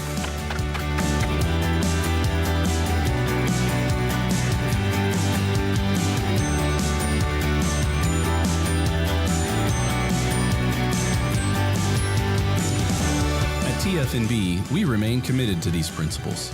If you value them too, come join us. TFNB, your bank for life. This is 365 Sports. The 3 o'clock hour is sponsored by Waco Custom Marketplace. Meats, sweets, Texas treats, and a cut above the rest. 425 Lake Air Drive, Waco. Welcome back, 365 Sports. It's time for our weekly picks. I was a disaster at 1-4 last week. And you know, damn. Yeah, that was bad. You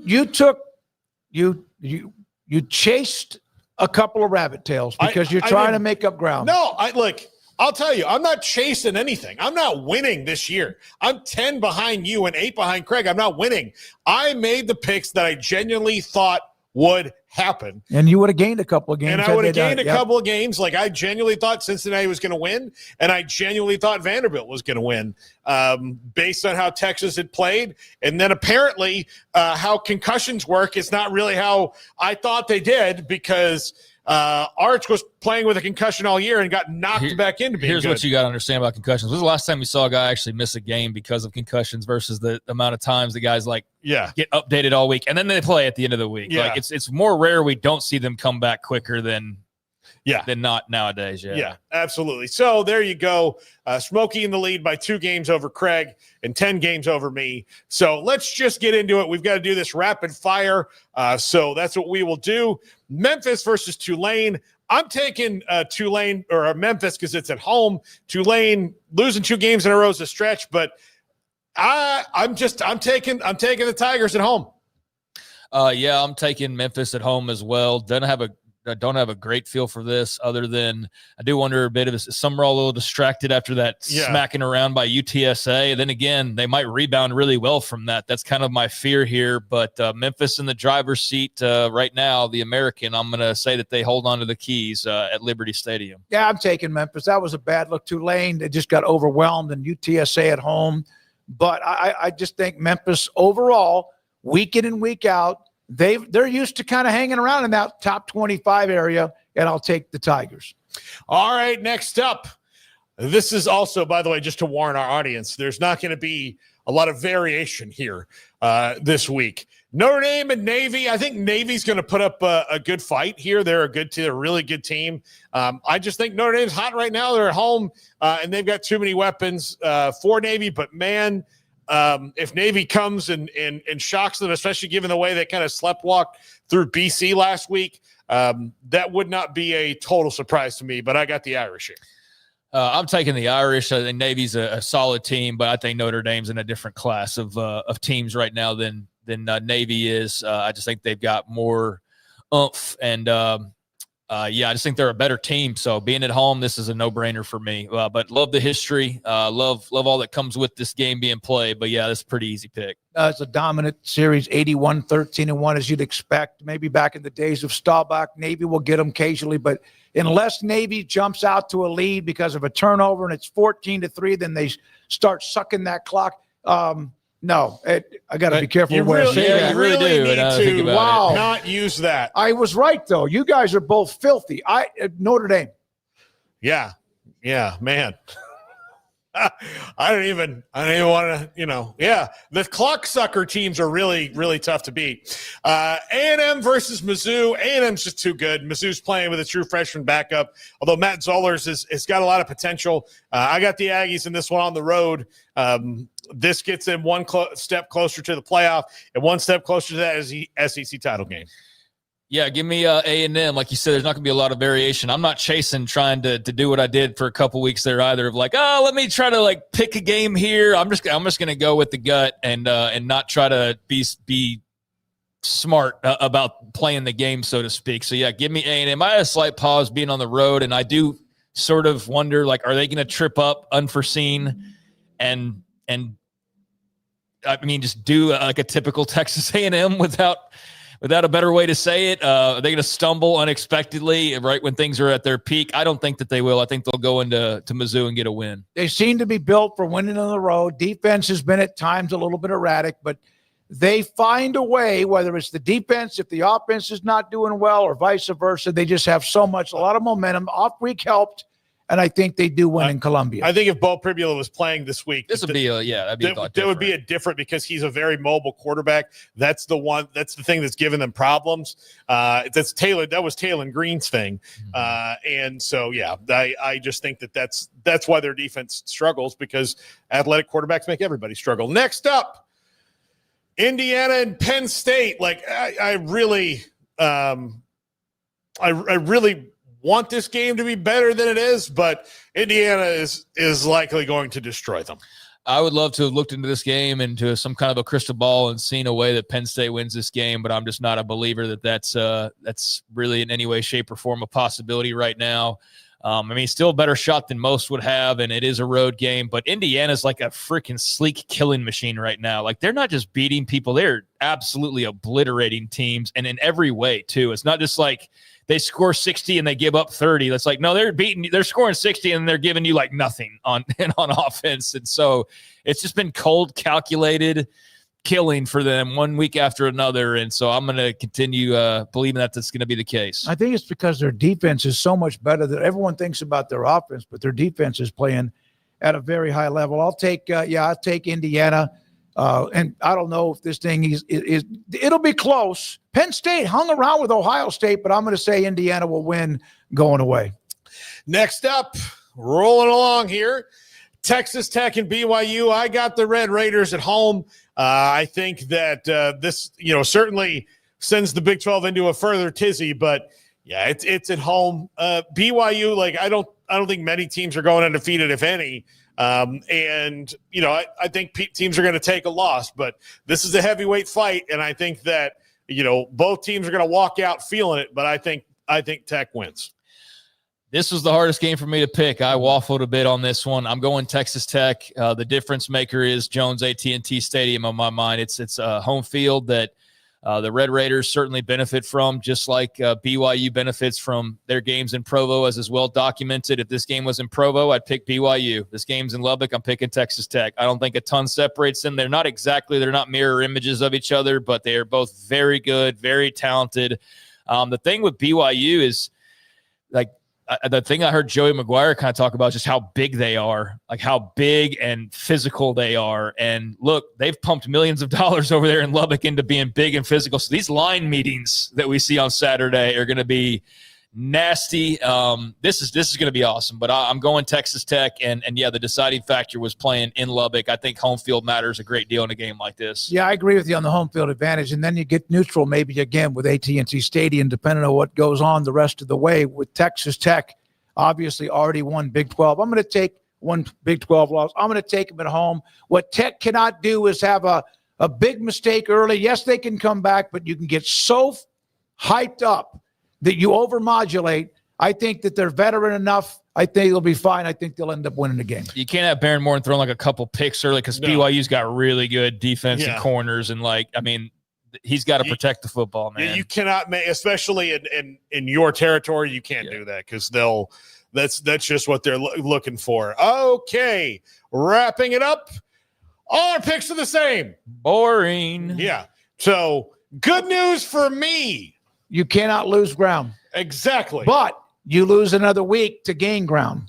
I do. But look, I want to get comfortably to where I can get comfortably over 500 by the end of the year. I'll tell you, I was very tempted to, just for the sake of the show, do something different. And if I was going to do that, I was going to pick BYU. Mm-hmm. And it wasn't even just for the sake of the show. I really have gone back and forth on that game quite a bit. So I'm going to feel stupid if Tech wins by 4 touchdowns. But that'll be something to talk about. They're a pretty hefty favorite. They're double digits last I looked. But if y'all were to flip one game, what would it be? If you were to say I'm going to make a pick for the sake of making an upset pick, what would it be? For me, it's clearly BYU over Tech. Yeah.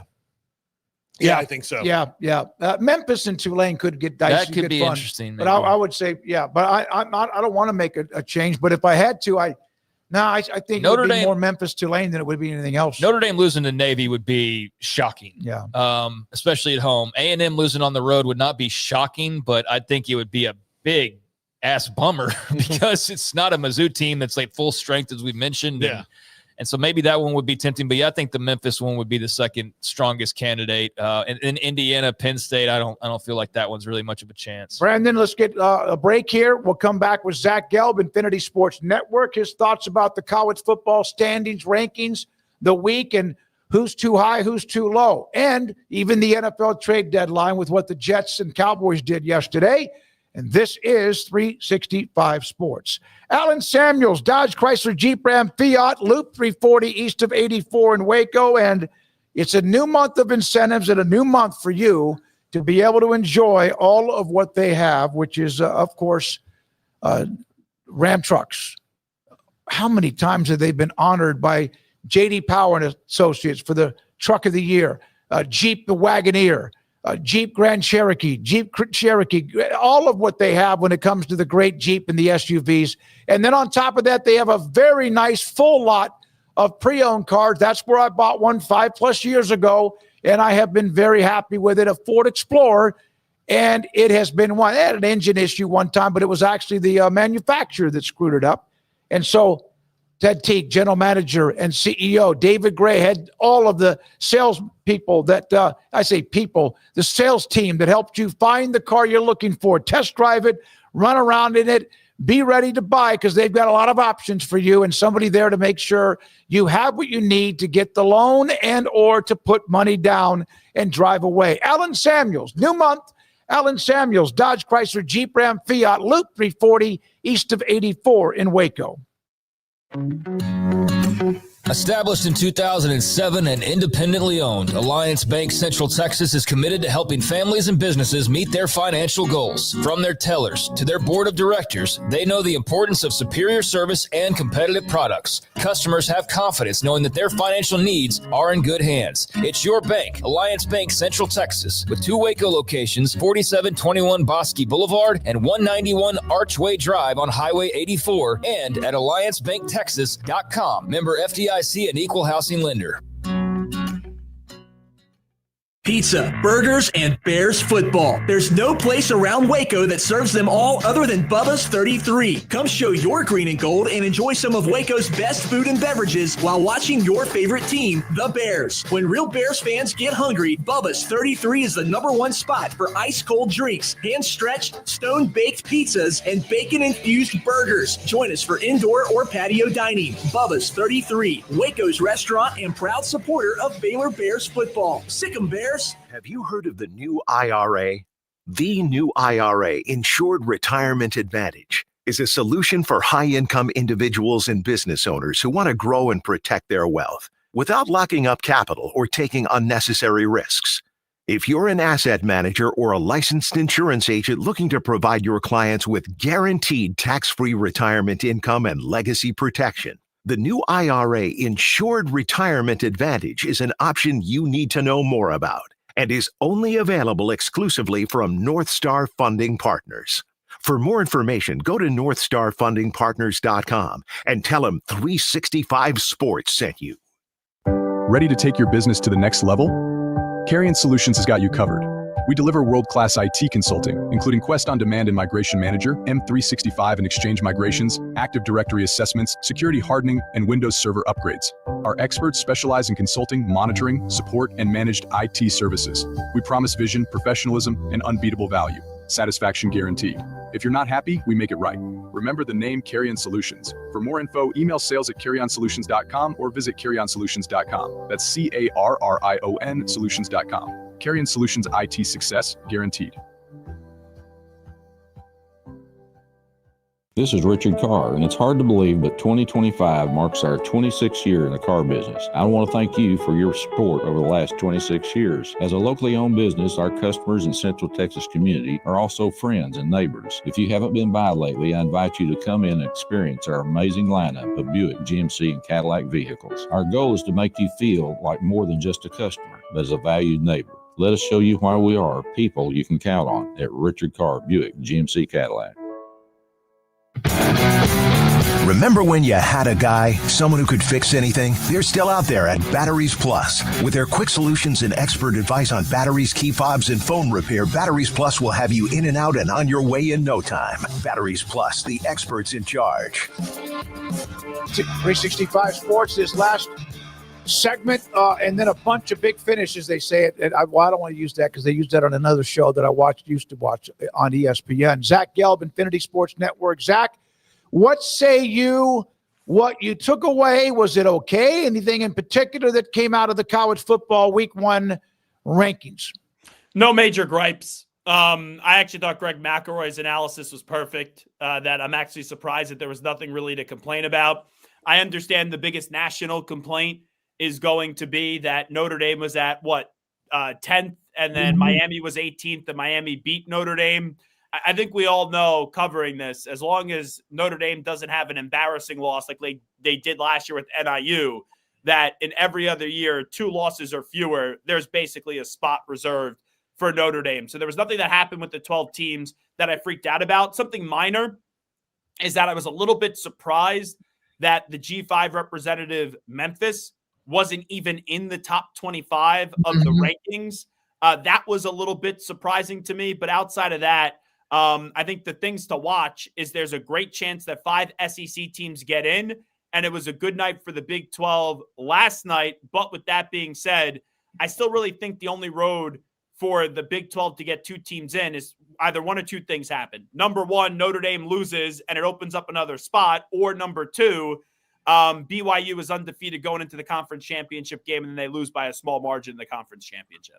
Yeah, there has to be some SEC and Notre Dame carnage for them to feel like, oh, we're definitely getting 2s. Right now, it's a maybe.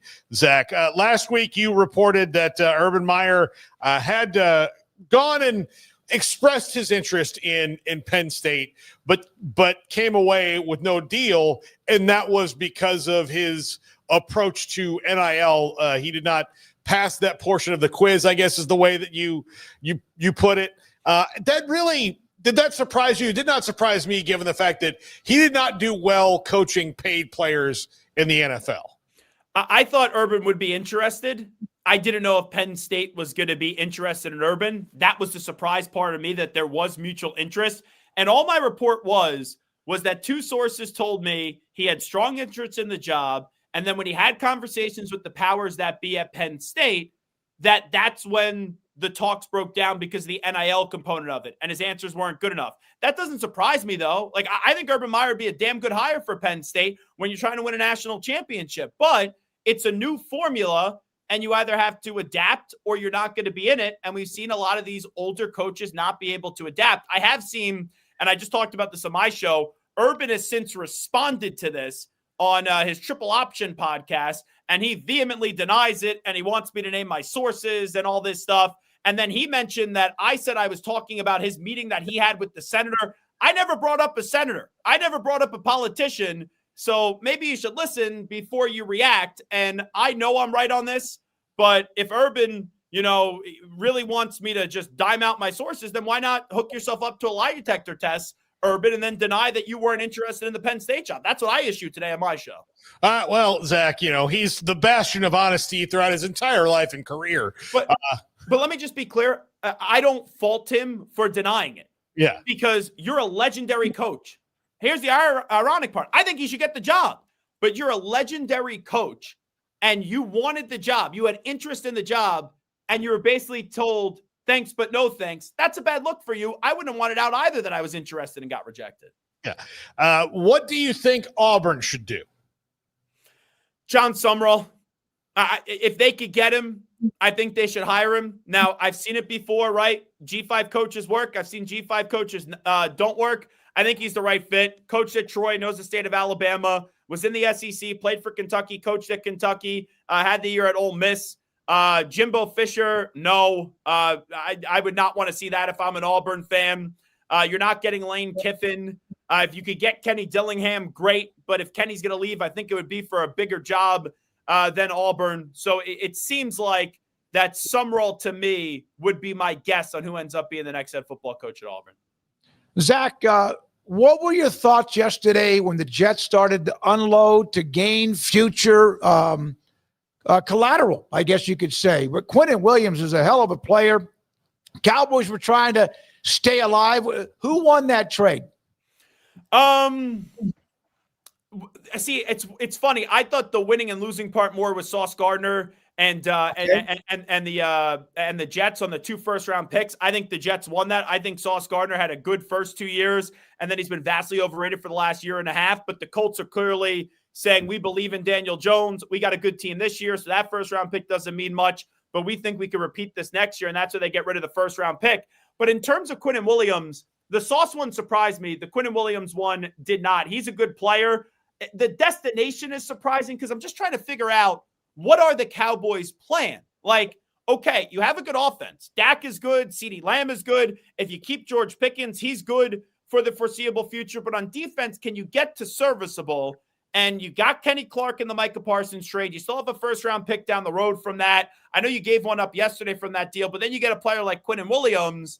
Maybe that could help aid the Cowboys' defense getting back to serviceable. But do I think it's putting the Cowboys in the postseason this year? No. I like what the Jets did because they're rebuilding, and they have 5 first-round picks in the next 2 years, but you got to hit on those picks. Like, you got to hit on 4 out of 5 of those picks, and I'll give you one mulligan, but the mulligan can't be on the quarterback, and I can't wait to see, do they take a quarterback this year or next year, because the quarterbacks this year would be Ty Simpson, Dante Moore, Fernando Mendoza, and then who the heck knows in 2027. Like, that's the thing. I laugh at people telling me, oh, in 2026, this draft class, this was supposed to be the great one, right?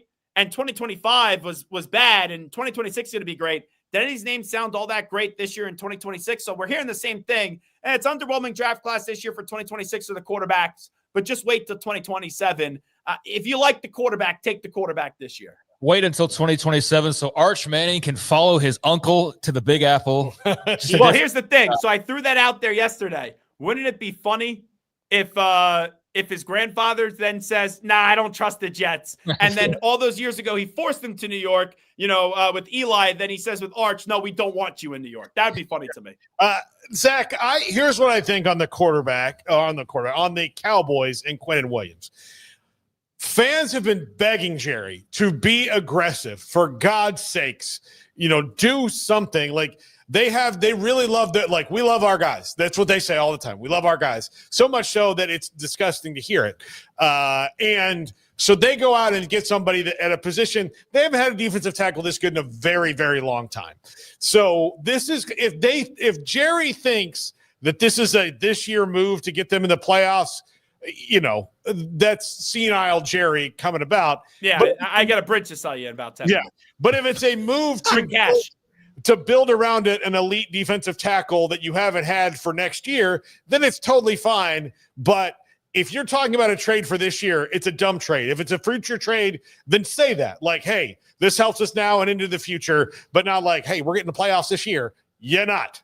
They're not going to make the playoffs this year. And it's how do you put lipstick on a pig for next year? Because the offensive piece, assuming they bring back George Pickens, they remain the same. You have enough on offense. Now it's just, how do you get back into the playoff mix? And we see it with the Bengals, right? Even the Bengals, their offense still does well, even without Joe Burrow, but their defense is absolute trash. The Cowboys' defense is absolute trash. So how do you just get it up to a level where it's not a 10, but it's just serviceable?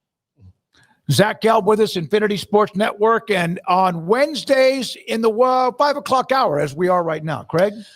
Zach, how concerned should I be about the future as a Commanders fan? Do you think last year was more of a flash in the pan and kind of luck going their way, and this year is more indicative, or do you think they're just running into some bad luck this year as far as health goes in particular? I think the roster is overrated. I look at this right now. I thought before the year that they were going to miss the playoffs. I didn't think it would be that bad, but the injury to the quarterback is the fear, because whether the comparisons are fair or not, there was already RG3 comparisons out there. He had an unbelievable rookie season, the best rookie season I've ever seen from a quarterback in my time of living. Smokey, I know that's older for you, so we'll see if that's the same. But next year is a huge year because, right, you had this one great year where you went from the outhouse to the penthouse.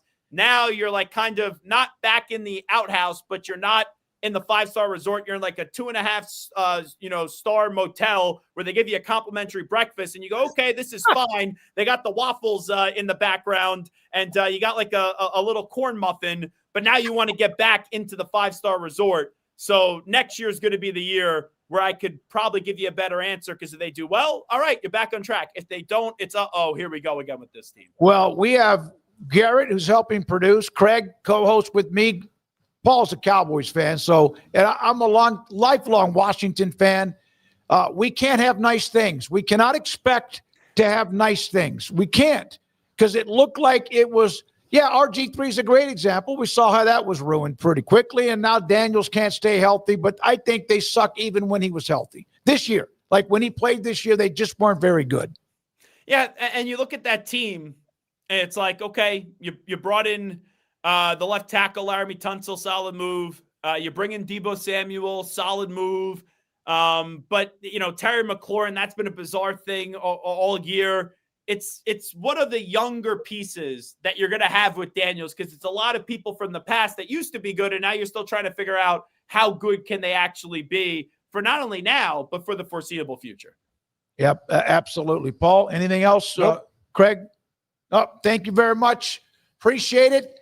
Please go help Dana Holgerson in Nebraska's offense. Would you? You and I, our text messages are we need to record them someday with what's going on with them. Yeah, let me tell you, Smokey, you have a fire in you that just will never go out. I sometimes I text you, and then I get the 30 messages in a row, and I go, what the heck? Pandora's box I just unlocked. Look, he texts so during emotional. Nebraska games like they cheated on him. Yeah.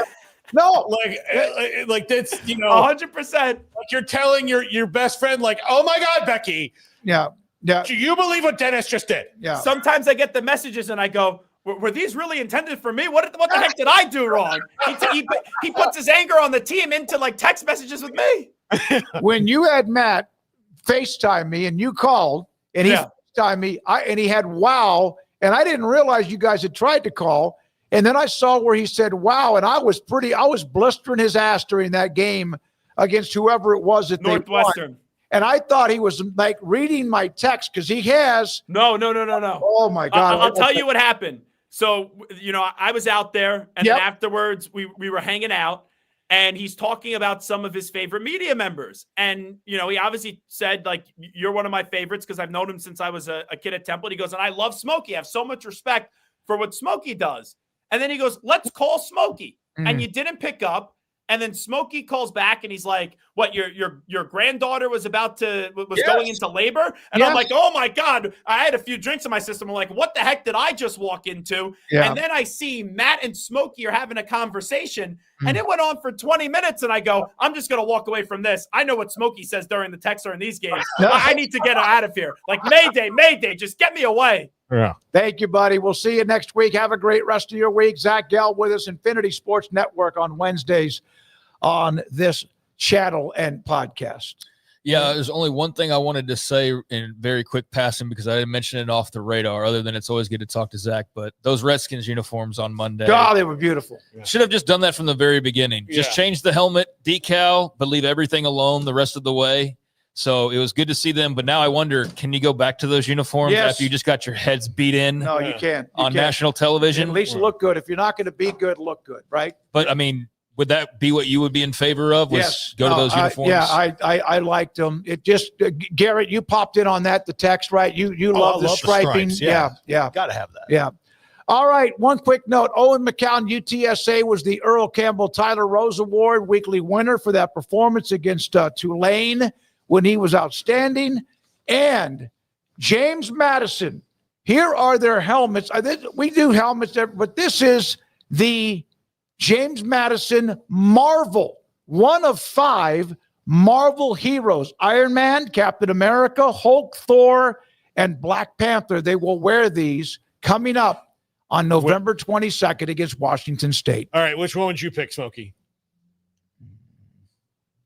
I mean, I know this is a thinker for you. One of them, the top left, looks like the Patriots. I'll take Captain America. You'll take Captain Bottom America. left, right? Craig, who are you going with? Well, can I still take Captain America? Yeah, I you can take Captain America. I mean, if I had to pick, I think that would be the one I pick. I'm looking at them right now. Like Iron Man's tempting, but I do think I'd pick Captain America. I'm straight up going Hulk.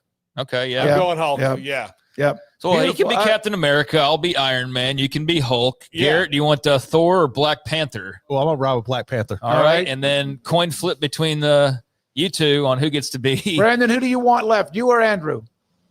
Well, they only have one choice. It's Thor. Yeah. Okay. Oh, okay. That's right. That's called math. Not a bad one. 5 minus 4. There's one left. Look, hey, you get to be the Norse god who's like a Who's 10 the guy for the in ladies. the bottom right? Iron Man. Iron Man. Okay. Okay. Right. I can tell you, if I could look like any of the actors that played these guys, I would pick Thor first and then Captain America. Yeah. Good. Hulk would be my last pick. Yeah. Like, not that Mark Ruffalo is like weird looking or anything. Right. It's just like, you know. Yeah. Barry Crawford, favorite JW movie, Hellfighter, favorite Western, Tombstone. Yeah, Tombstone's the my greatest. favorite. Yeah. My favorite movie of all time. Yeah, Actually, if I could pick any superhero, though, it would be a Batman helmet. If we could do that, but I think that's a really cool deal that James Madison's doing that. I don't know what spurred that to be a thing. Yeah, I mean merchandising. You know, but to get like the copyrights for it to be able to use it and all that, so that's really cool. And sounds like if you're like one of the first to show up, they're gonna have some giveaways and stuff too. So that's awesome. My favorite superhero is Denzel Washington. Is that he's not underneath that list? But all right, he's gonna be in the third Black Panther movie. Oh, okay, good. All right. So when we come back, Paul's top 5, we'll have the wheel. We'll also have quizzes and poll results. Thank you. If you have not subscribed to our channel, we would appreciate it if you do. We are on the verge of TikTok broadcasting, right? We're there. We're just working out a couple of the kinks. This is 365 Sports. Ideal, MRI.com, Dr. Rob Maxey, and the partners that put together the business. They wanted to do something they're really good at. Dr. Maxey, he's a doctor, and so are some of his partners, and they wanted a business where you, the customer patient, could go and get what you needed to find out why your shoulder has been bothering you. You can't even sleep at night. You go one shoulder to the next, or maybe it's your hip, or maybe it's your lower back or your neck somewhere. Of course, you hear a lot about knees and MRIs with players and athletes that are hurt. Ideal MRI, $497 is the cost. Every single time, maybe sometimes less. They will also file insurance for you if that works for you. $497 or less for an MRI with a state-of-the-art imaging machine. It is fantastic, and so are the techs and the specialists and those who own the business, Rob Maxey and his partners, at idealmri.com in the Central Texas marketplace off I-35 in Waco. A lot of questions as to where people can find the best supplements. And that's why we have the Swell Score, because we have created this platform where our team of researchers and doctors have come together to bring top-notch quality supplements and information. We make sure that if we are recommending a product, that it hasn't been reviewed by the same company that is producing that product. Now we have a resource that we can do that.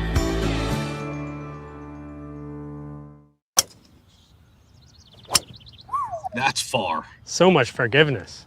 Wait, did you say forgiveness like far? Or forgiveness like forgiveness? Forgiveness. Forgiveness. Forgiveness. I'm hearing far. Forgiveness. Like forgiveness. Forgiveness? Forgiveness. I'm still hearing far, but whatever. Introducing Stealth 2 with more carbon for more forgiveness. Forgiveness. Just hit it. Tailor-made golf.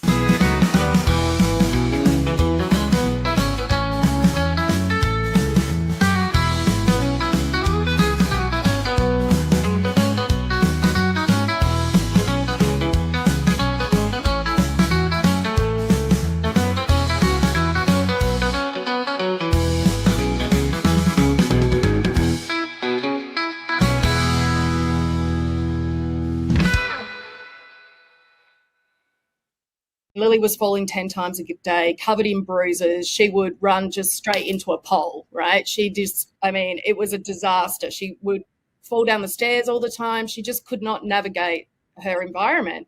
8 weeks after starting functional mushrooms, she was assessed developmental age for physical therapy and no longer required that service. Thanks for joining us today. That's a wrap.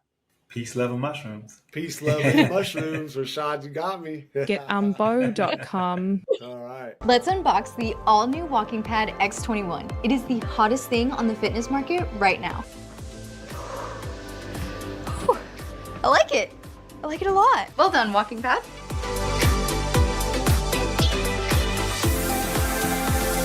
So after using the walking pad, I absolutely loved it. For the price, I adore it. I highly recommend it.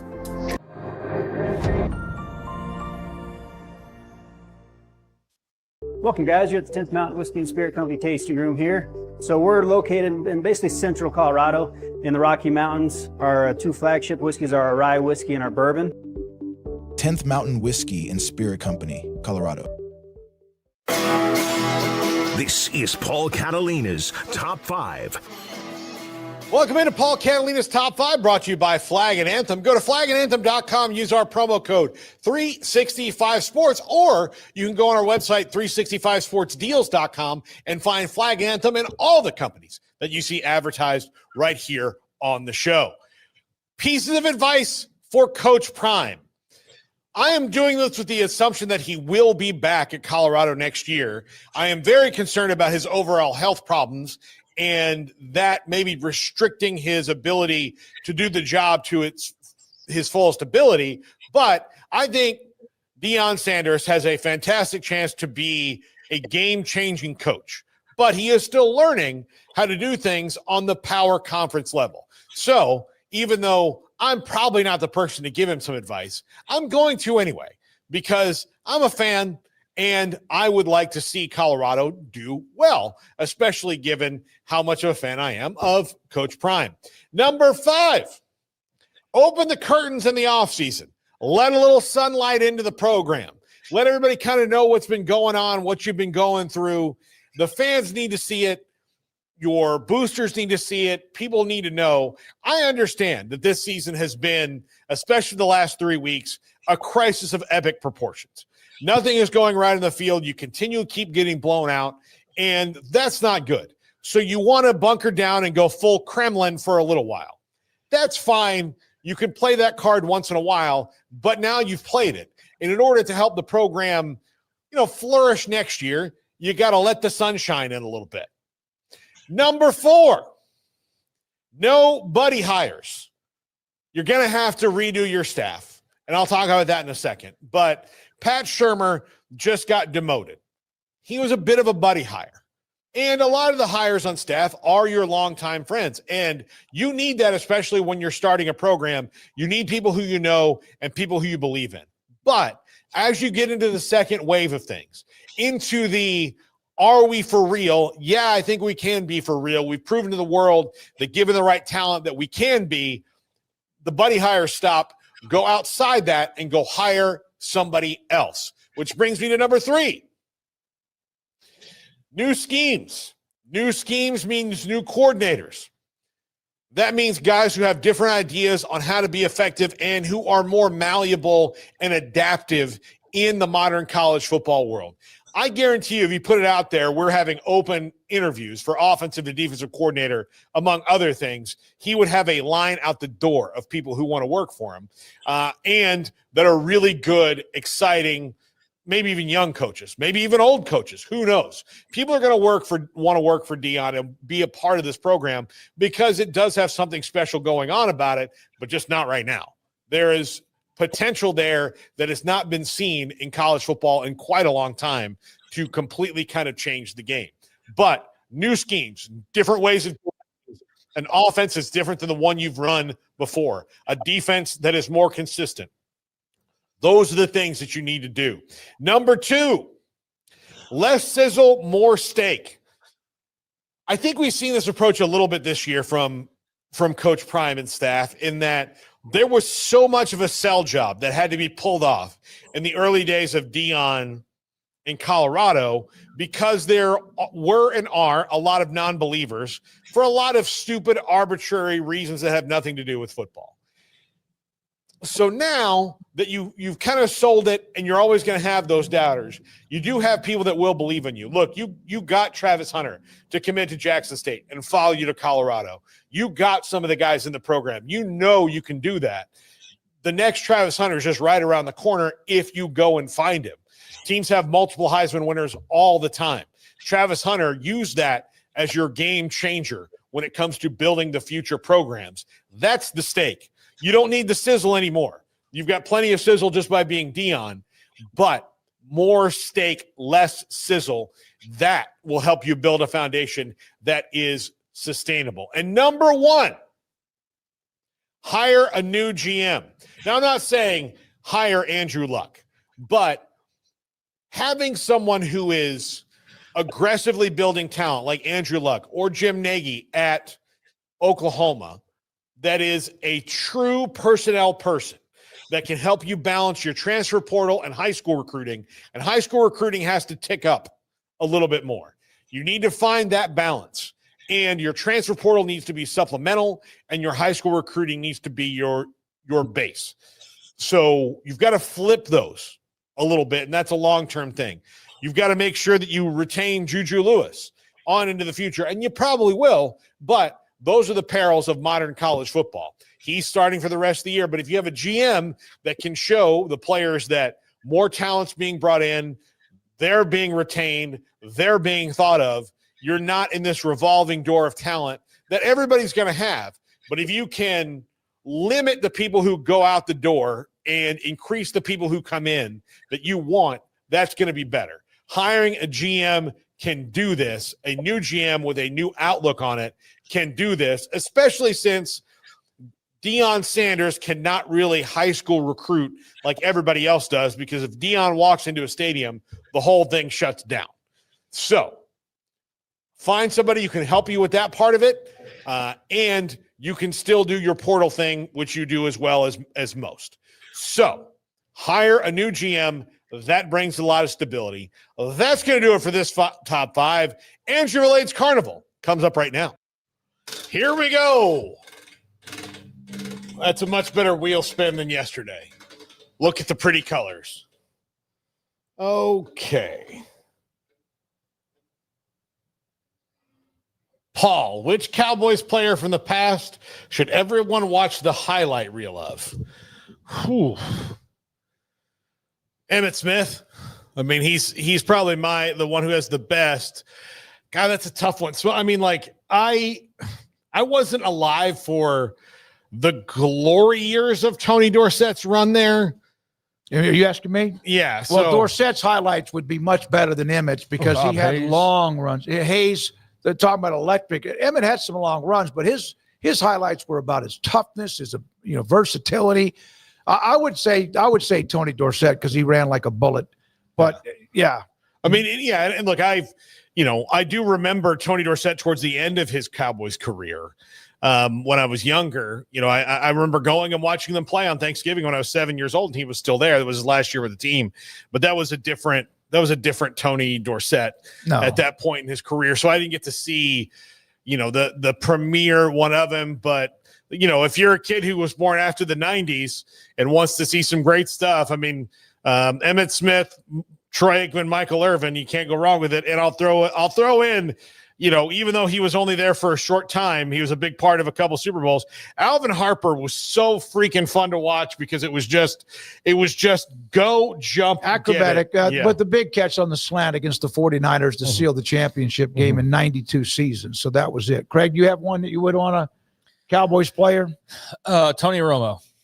You'll laugh, you'll cry, you'll be stressed out, you'll be ecstatic, true. You'll be every emotion under the sun. That's so true. Ollie, that's so true. All right. What's next? We got quizzes.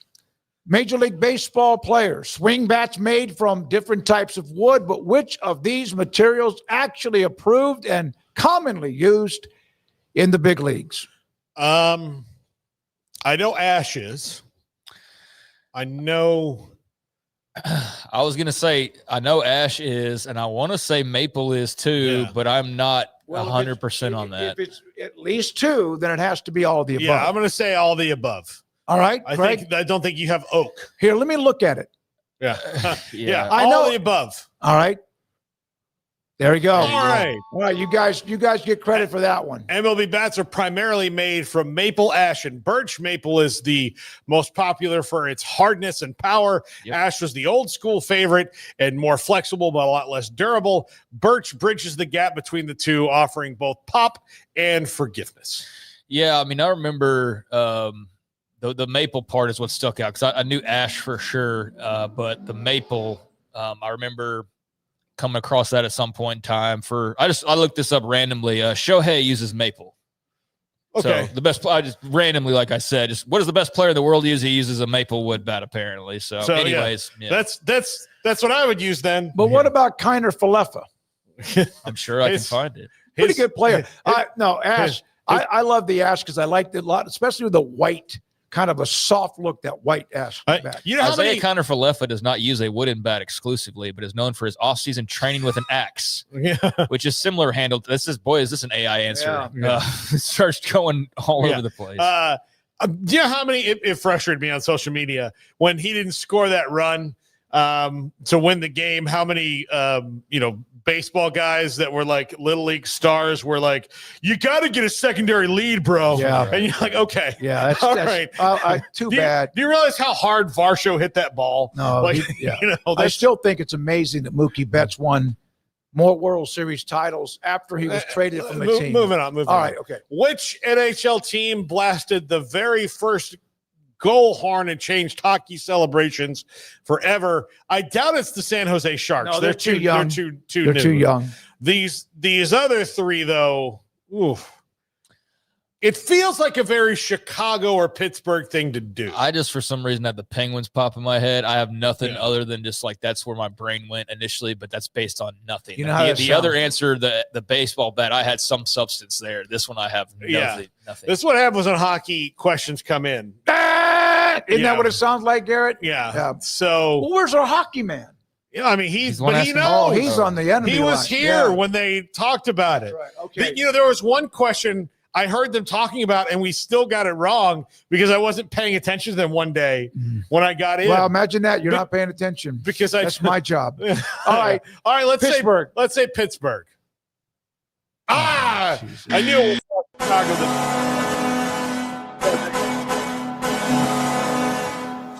That's a Bill Wirtz intimidating installed noise. the horn from his yacht in Chicago Stadium in the 1970s after the 73 Stanley Cup Finals. The idea caught on fast. Now every NHL team fires one up after a goal. By the way, Barry Crawford did pick Blackhawks, so congratulations to you on that. Now, the poll results.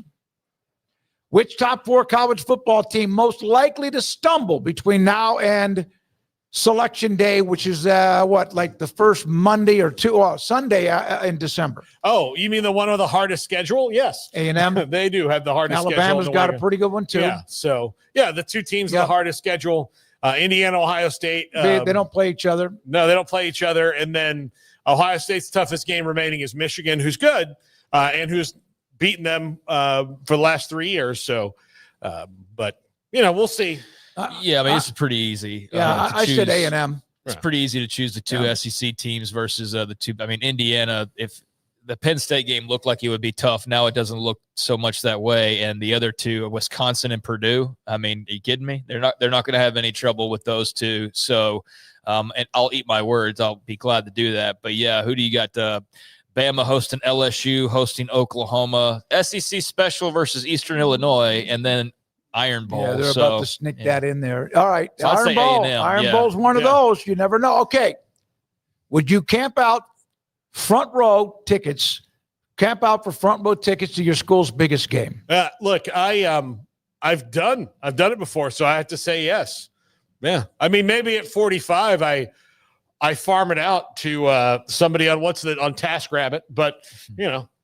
Is it an app? Yeah. Okay. Yeah. I didn't know about that. We're that. close to what you said earlier about clocks. I said it very cleanly. You guys have dirty minds. I'd say I'd go for a historic game. Yeah, I would. I would too. Not for just some random game, but I would for an historic game. All right. Soki, they grind the clock. They don't run out the clock. They run out the clock. Yes. What did I say? They don't suck it. They don't. They suck the time off the clock. There you go. That was better than what you tried to say. Still not good. God. Andrew, thank you. Andrew's laughing.